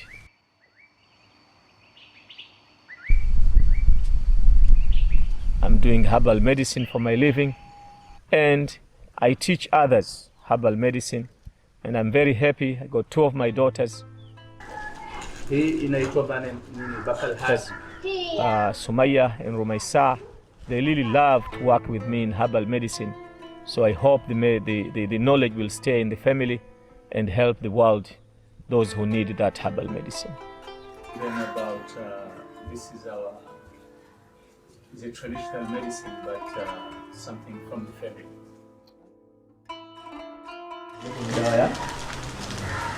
Matumbo. Ya matumbo. Ewa. Nusu huku nusu. Chini ya nyumbani.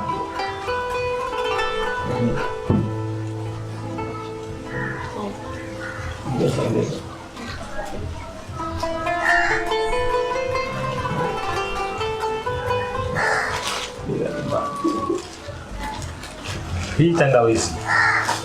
Nini? Tangawizi. Na ile pamoja. Hii tangawizi. Na hiyo. Hii sio yuzi. Hiyo tangawizi. Tangawizi inaingia katika dawa zote. Ila paketi hiyo hapo weka. Yote. Yote huko.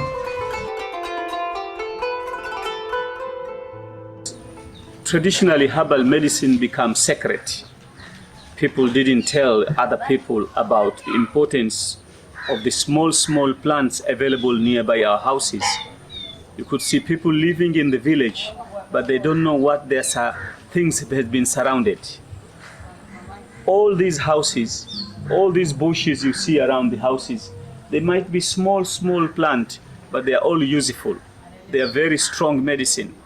These are medicine that Allah subhanahu wa ta'ala kept it for us, that we can use it just in case.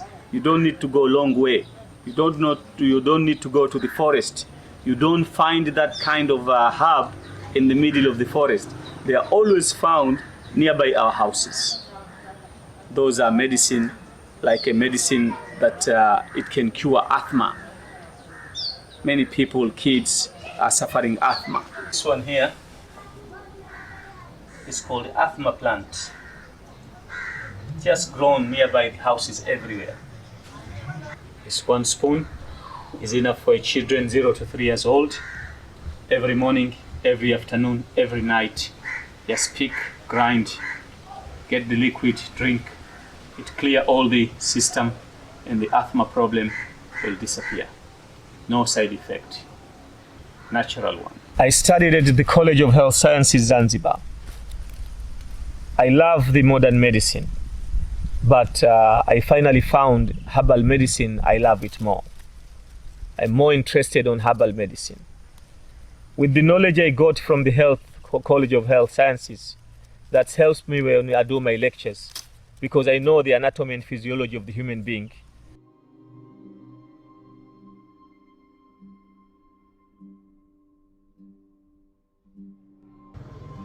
Nilipatwa na mshtuko wa moyo. Niko natembea lakini moyo ukaanza kupiga kwa kasi sana, nikasikia pressure ya hali ya juu kabisa. Hali hii ilitokezea kwa muda wa siku 2 mfululizo. Siku ya 3 ndo nikaanza kupata wazo la kwenda hospitali. Kwenda hospitali, wakanipima, wakaniambia bwana, mpaka sasa hivi pressure yako iko juu sana na moyo, mishipa ya moyo imeanza kuvimba. Kwa hiyo wakanipa dawa. Kwa kweli ilileta nafuu kiasi fulani tu kidogo. Baadaye likazuka tatizo jingine sasa. Nikaanza kuumwa na tumbo vibaya sana, kiasi cha kwamba ilikuwa siwezi hata kulala. Kwa muda wa miezi 4 usingizi kabisa siwezi. Ilikuwa hauji kabisa usingizi. Naam. Kulala kwangu ilikuwa ninalala chali na napanga mito 4, miwili huku, miwili huku. Ili ile time ya kupata kama labda kusinzia hivi, nisije nikaelekea upande wa kushoto au kulia. Na ikitokezea hivyo, basi maumivu ninayopata ni makubwa sana kwenye tumbo. Nikaendelea kusumbuka na hilo tatizo mpaka kuna siku kama bahati Mwenyezi Mungu kujalia tu kwamba ataka kunikutanisha na Dr. Saidi. Tatizo nini? Nikamwambia nasikia naumwa vibaya sana, tumbo linaniuma kupita kiasi. Kaniletea dawa ile nikaanza kutumia. Ndani ya wiki 2 nilipotumia dawa, maumivu ya tumbo yakaanza kupungua. Nikawa ninaweza sasa kulala ubavu wa kulia na ubavu wa kushoto. Kitu ambacho hapo mwanzo ilikuwa sikuweza kwa muda wa miezi 4. Na nikaanza taratibu kupata usingizi ambao kwamba mwanzo ilikuwa ni ndoto kwangu mimi kupata usingizi.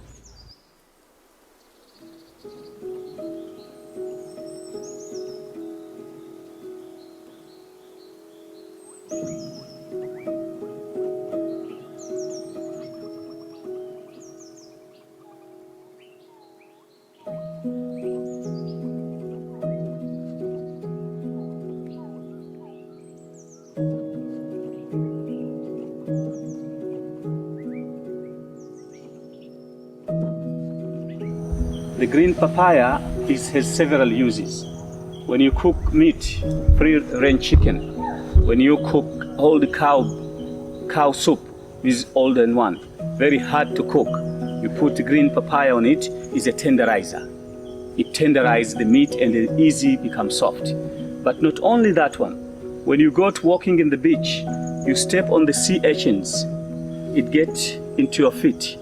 No hospital can remove that one, but can be only removed by doing this. See that liquid?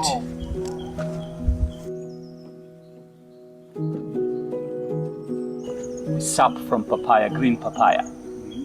Tenderizing for cooking, and also this liquid for removing thorns that you get from the sea urchins in the ocean when you swim.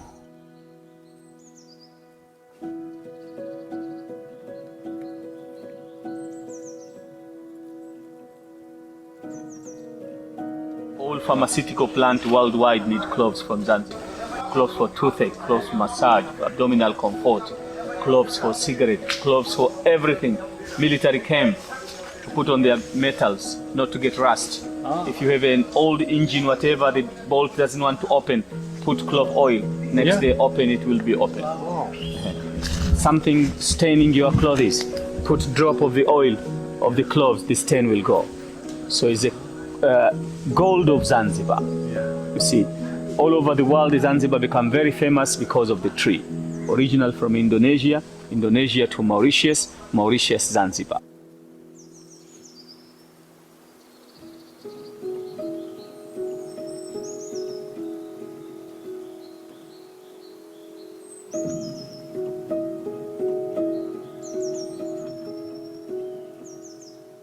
Herbal knowledge is very big and it needs to be improved, because in the island of Zanzibar we are lucky. Every type of plant you need, if you don't get here in the central, you will get it on northern side and the eastern side. You go to Pemba, it's like, oh, like a paradise of the herbal medicine.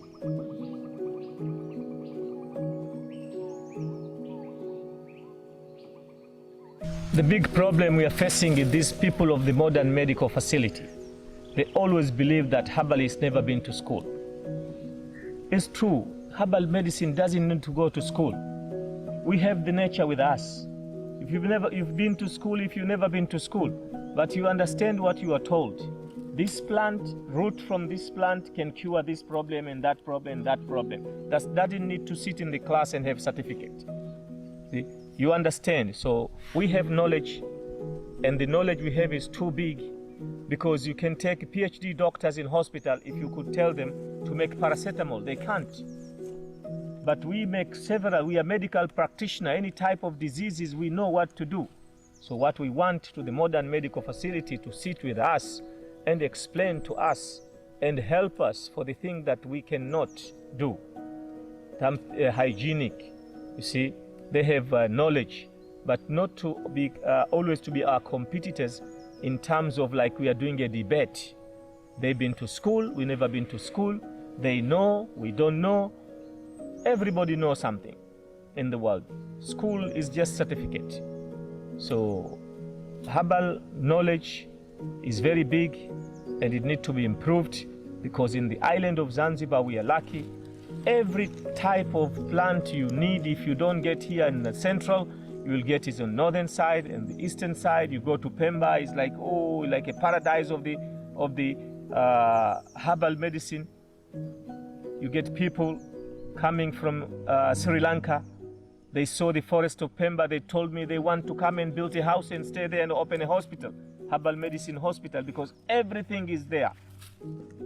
Every what they need for people treatment is there, and is a duty free. It's just in the forest.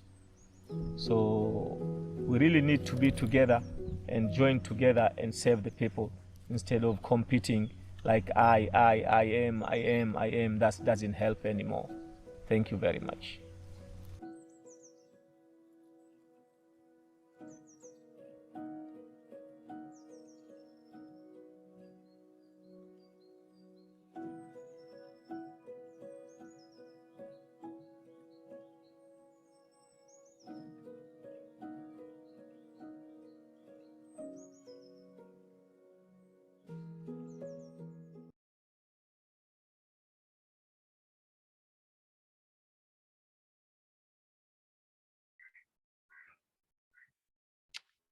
Hello. Oh my gosh, I just love seeing that film, and I know it's the first time that Saidi and Demantra have seen it. So please unmute yourselves, Demantra and Saidi.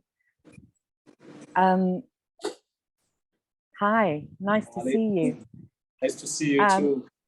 Demantra, you need to unmute yourself.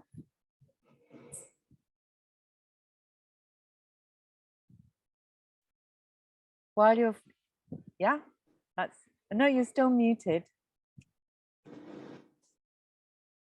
While Demantra's finding her mute button, what did you think, Saidi, to the film? Oh, I'm very happy to see the film, and it's my first time to see that. And actually, I'm happy with what I was explaining. And I'm open for everybody. If you have any question, please feel free. Well, we're definitely going to ask you some questions. I think the thing that we wanted to do the minute we saw the finished version was make it 2 times longer. So we just felt our eyes had been opened so much. And that story with Demantra, when she comes back, we'll talk about it. The gentleman that we saw the second time, I think he had a peptic ulcer, and the peptic ulcer had been caused by the medication he'd been given for his heart. Is that right? It's right. Yeah. That's misprivagan prescribing. So they were always prescribing very strong medicine. Yes, we can. Yeah. So he was getting very strong medicine, and from that strong medicine create a lot of problem inside his ulcer intestines, and suffering the peptic ulcer problem. So for me, the first thing I decided to do was to clear the stomach. When the stomach is ready, can take the medicine in. That means the medicine will be supplied throughout the body. Okay. And Demantra, we saw your story. I don't think you saw it all the way from the beginning, but you caught most of it. It was just a coincidence, actually, that Demantra got to try Saidi's eye recipe, because we were living in the same apartments, and we'd been to see Saidi, and we were just talking amongst ourselves about this recipe he'd mentioned to us that helped eyesight. And Demantra immediately wanted to try it. And I was thinking, well, I'm not sure about this because I don't know if this works. And I would hate for you to try it and it didn't work. But anyway, it was your decision and you tried it and it did. And I think when we made that film, it was about 7 days in. I think you took it for another 30 days almost. And did your eyesight keep improving? Yeah. I tried, because in my life I tried a lot of stuff and a lot of things to change my to change my eyes, but it didn't work. But immediately in a maybe third day, I started to feel much more better. Yes, but I didn't know at that time that I have to use that 41 day, as Dr. Saidi told. 41 days. And now I'm here in Europe and I have not such good ingredients for recipe.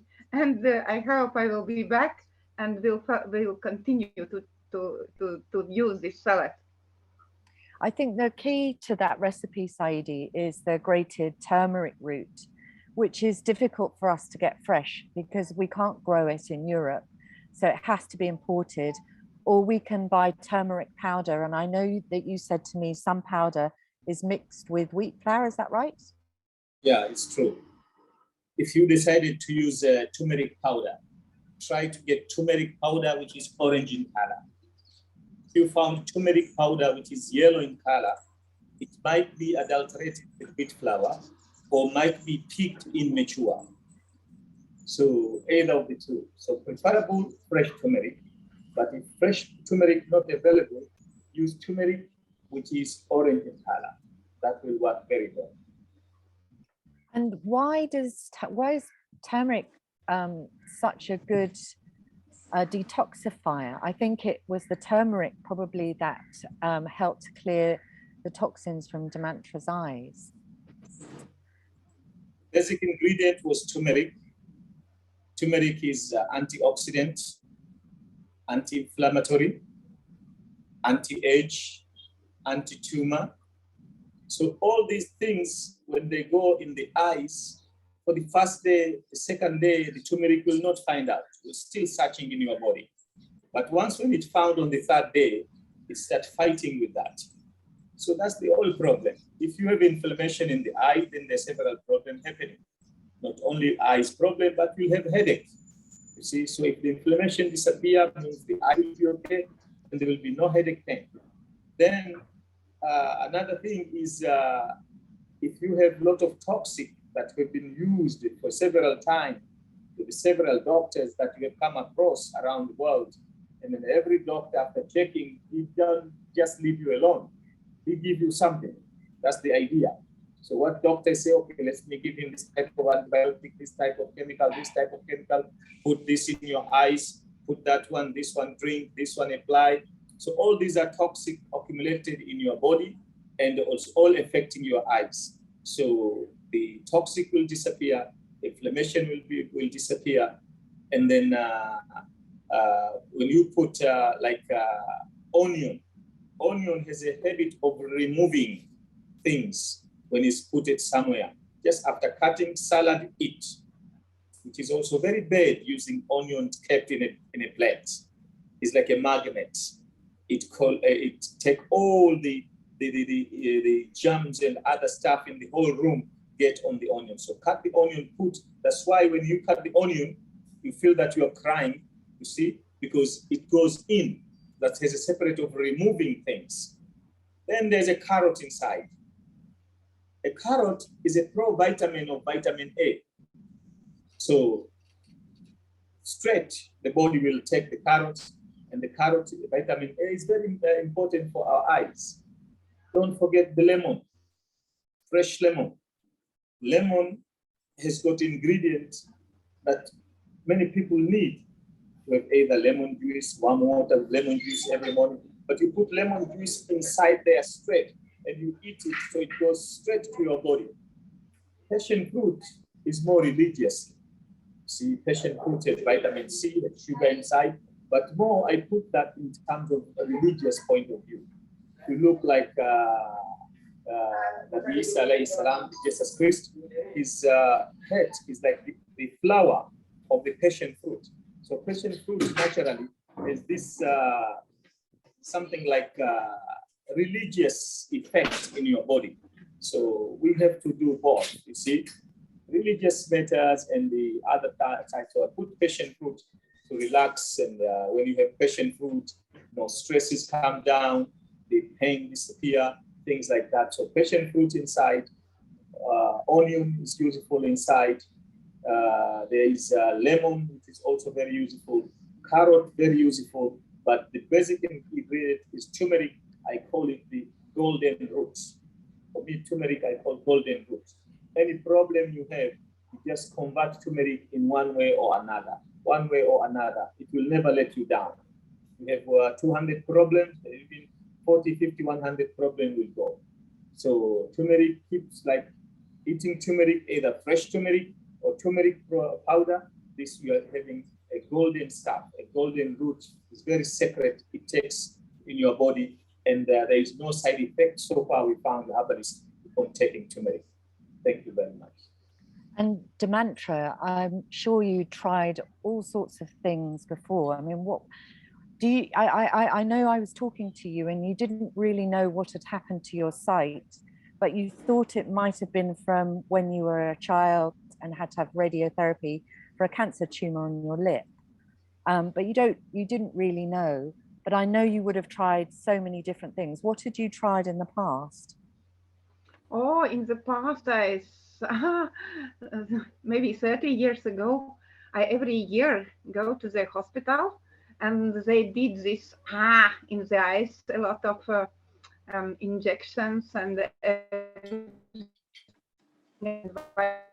vitamins and stuff they did, but it was very hard, but with no results. Mm. And you said your sight was at 8%. And I stopped that to do. I stopped it maybe 20 years. I did a lot of easy things, but not medical. And I wonder, you said your eyesight. Yeah. Sorry, you said your eyesight was at 8%. What? You said your eyesight was 8%. 8%. Yeah. Yes. What do you think it is now? When I was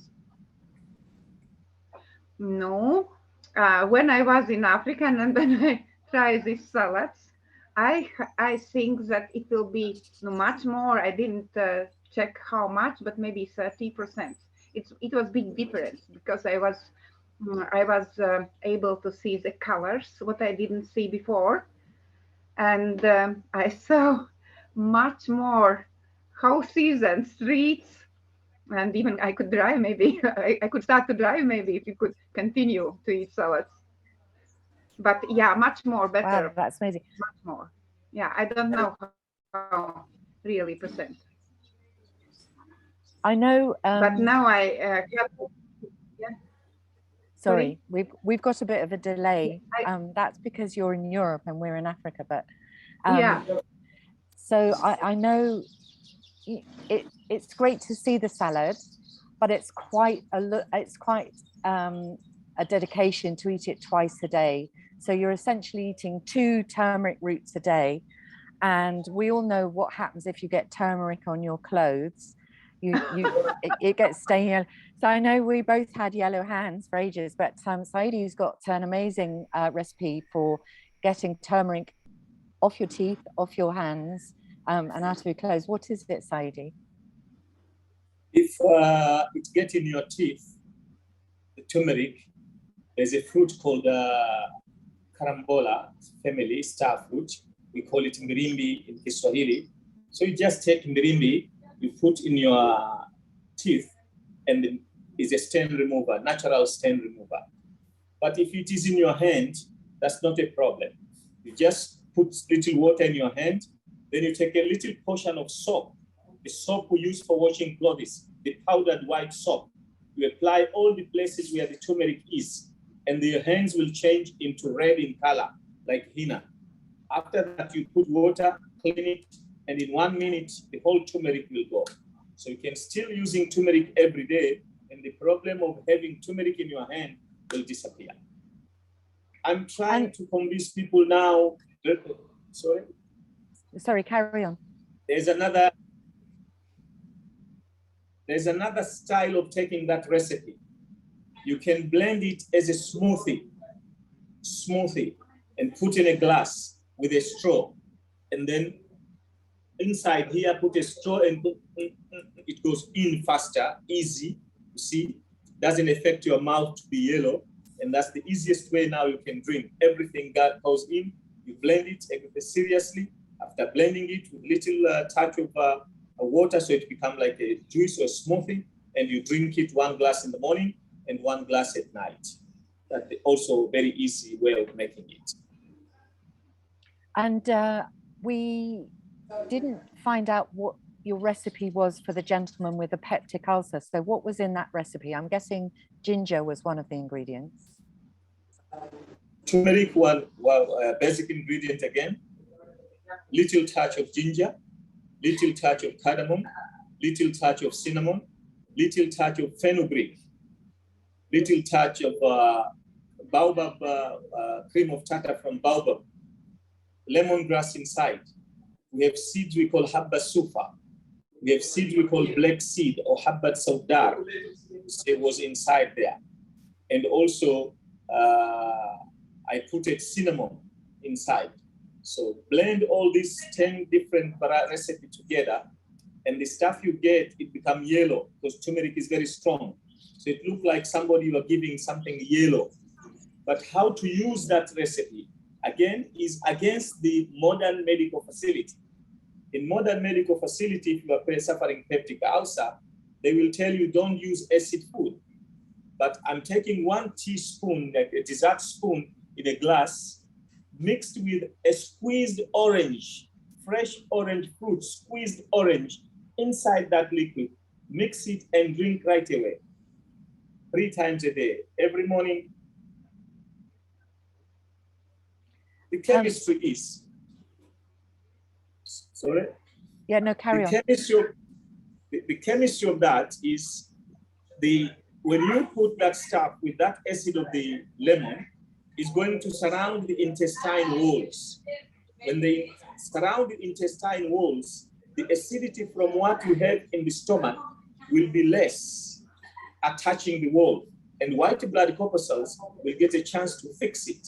So if they get a little time in the morning, a little time in the afternoon, and little time when you go back, in 3 days, all the peptic ulcer in your stomach is gone, and you can start taking any other medicine, and the pain in the stomach is gone, and you can see the people becoming happy.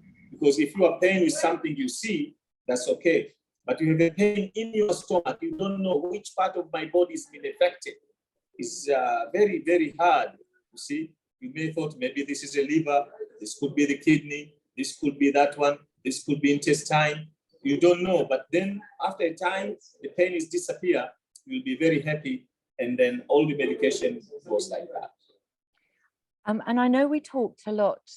I was surprised to find that there's a problem with diabetes in Zanzibar. And yesterday we heard from one of our doctors about how you shouldn't cook with seed oil or vegetable oil at all. And I know that you said you felt that the diabetes here was caused by some kind of oil that people are getting. Can you tell us a bit about that? We have, if you walk around in the island in East Africa at all, you see jerrycan, yellow, big jerrycan, 20 liters. This oil coming from somewhere in Asia. This oil is written there, pure cooking oil. But this cooking oil I found as a herbalist, I'm not a government chemist, but as a herbalist, I can say this is unfit for human consumption. I have a reason for that. All of that of us, we know about bed bites. Bed bites, you can kill with the kilizone, doesn't die. You take the bed made with coconut husk, put in the seashore for 1 week, you take off, the bed bite is still alive. Bed bug, still alive. Bed bugs, you put kerosene oil, on the bed with bed bugs, kerosene, but bed bugs, you don't kill all of them. They will be still around there. But a little drop of that cooking oil in a place where these bed bugs are, they will be all dead. So imagine what kind of toxic they have inside that oil that could kill a bed bug that originally will not be even killed with the kilison, not be even killed with all this spray we have in the shops, all this spray for killing insects will not kill him, but will be killed with the cooking oil. So people using this cooking oil for making chips, for frying fish, for cooking, for making chapati, for cooking mandazi, donuts, for making everything. When they cook, if they didn't get a coconut oil or coconut milk, they cook their food with that type of coconut cooking oil, which is very cheap, highly available. Everybody can get in town, in countryside. It look like everywhere. These shoppers, whatever they went to abroad, they bring tons and tons of that oil, and people didn't know, and nobody tell them about this oil is not fit for their daily activities. So people are suffering because when you have that oil, then you will get cholesterol problem. After drinking or eating something cooked with that oil is going to give you cholesterol problem. If you get cholesterol problem, means movement of your blood from heart to artery and veins surrounding the body will be very slow. If it will be very slow, means you start getting numbness on your feet. You start getting numbness on your head. You start having headache pain. You start you become weak. You see, slowly you develop diabetic. And the cause of the diabetic is what you eat from that oil. The oil is everything, from bread, from mandazi, from chapati, from rice cooked with that now, from fish fried with that one. So everybody has got, in one way or another, eating that oil every day, and tons of that oil is arriving to the island every day from abroad. I know you've tried to intervene with no luck, but thankfully, you know, patients here do have your medicine. I heard an amazing story when I arrived. It was a story of somebody from Czechoslovakia. His mum weighed 90 kilos and she came to live here with him. And she had arthritis and various other health issues. She did nothing except eat local food and a local diet. She lost 30 kilos and suddenly her problems started to disappear. And what I've noticed here is that your diet, you're automatically just eating medicine. So your food is your medicine. Food is medicine. That's how it is.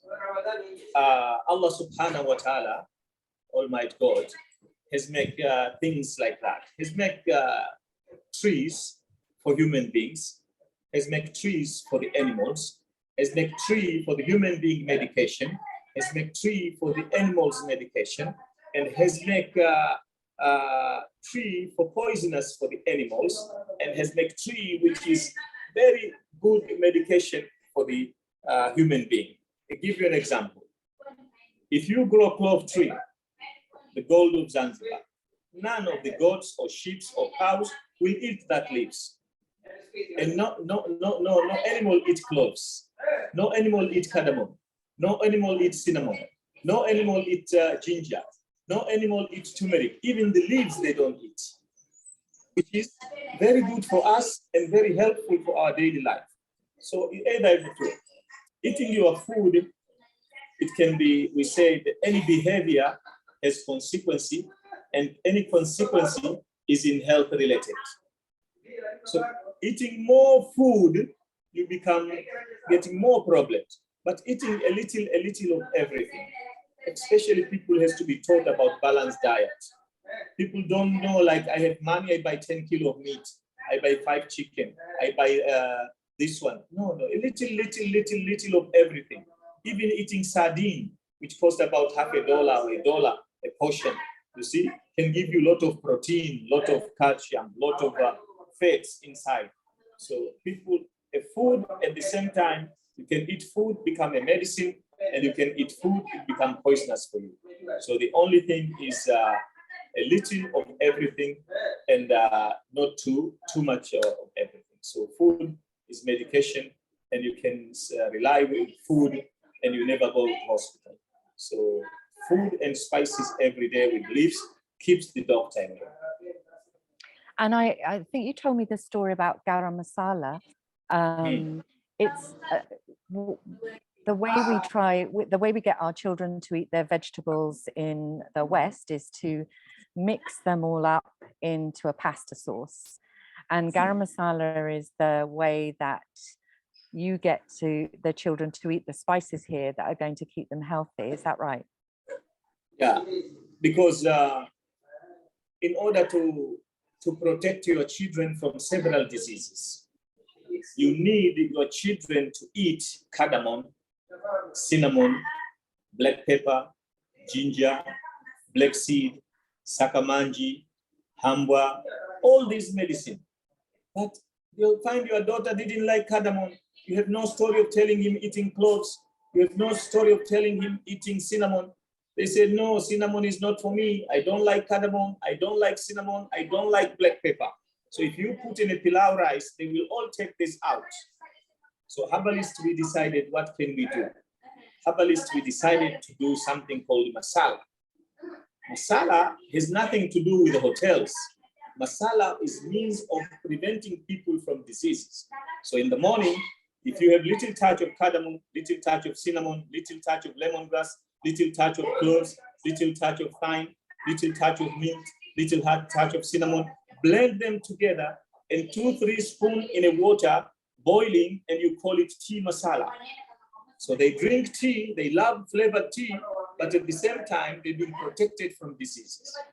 The same thing, if they miss the tea, you can catch them in a pilau masala, you can catch them in a garam masala, you can catch them in a biryani masala. So masala was means of preventing people from diseases, and people, you can see the islanders, they're not much going to hospital because every day of their life, these people are eating medicine. Did you say that coconut oil was good or was bad? Somebody has asked me in the chat. Coconut oil is very good. See, yeah. Coconut oil is good for cooking. It's got less cholesterol, and coconut oil is good to apply in your skin because all this jelly we have put in our skin, they block these holes, and the breathing of the body through the skin become less because in the morning you put jelly, you block it. But with coconut oil, doesn't block it. So good for your skin and good for your hair.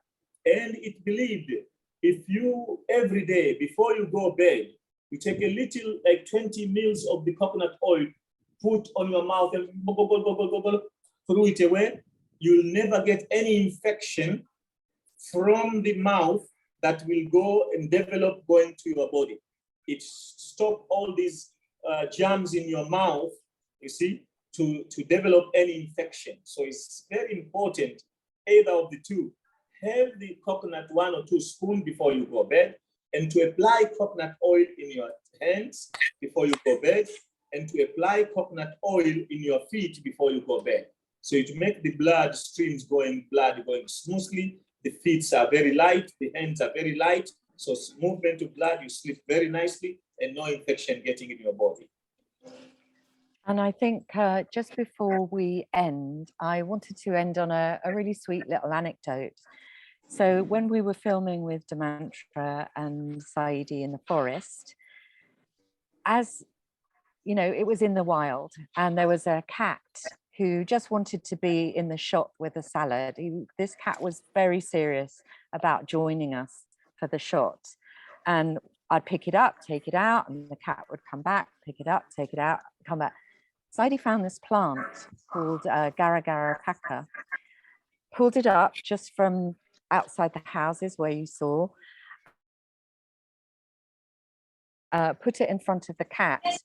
The cat was mesmerized by this plant. It was eating the root, wasn't it? I think it was interested in the root rather than the leaves. And it was just this was like some kind of drug to the cat. We couldn't tear it away in the end, could we? That one is called in Garagarapaka. Garagarapaka, you pull it up, you take the soil off, and then you give it to the pet. They really love it. They will never disturb you anything. Means if you have a guest at home, you feed them already, but they will still come and do disturbance. There are some people who don't like pets. So simple, you don't beat them, you just take in Garagarapaka and give it to them. It's like you give them ice cream. They love it, put in his mouth, up and down, and run, going around, round, go back to the tree, and you can, the cat is happy, and you are happy too. So we have to share the world. Well, I'm talking about ice cream. It was so beautiful watching your daughters. How old are they? My daughter, one is 7 years and one is 9 years. And your 7-year-old, I think she knows what cholesterol is. I explained to them an example of when it is before the rain. Before the rain, you are told to clear all the drainage system. The drainage system has to be cleared because when the water from the rain will pass through the drain, smoothly going to the disposal point, like in the ocean or whatever. But if the drainage system is full of dust and soil and everything, this water will block and will cause flooding. So when I explain about cholesterol to her, is explaining is something like that in the bloodstream is blocking. So the movement of blood become very slow. There was no space for the blood to pass by. So that is called cholesterol. So it's something inside. They don't really understand this English word because we don't have Swahili word for cholesterol. But at least I give them an idea to understand that when you drink that medicine, you clear all those blood streams and movement of the blood going up and down smoothly, and the patient will be all right. So they feel like they understand what I talk about. So, Saidi, I think we're coming up to our lunch break. Thank you, Demantra, so much for joining us. Thank you, Arif, for helping Saidi with the tech, because thank you. And that was also Arif who did our drone shots. But Saidi doesn't have a computer, so we're very grateful that Arif helped out. See you all after lunch. We are discussing how homeopathy can help recover soil that's been nuked with glyphosates and fertilizers. And Siobhan Ford is going to be talking about herbal medicine and how she uses it for women's problems like endometriosis and fibroids. So see you all in an hour and 10 minutes. Thank you very much. Thank you.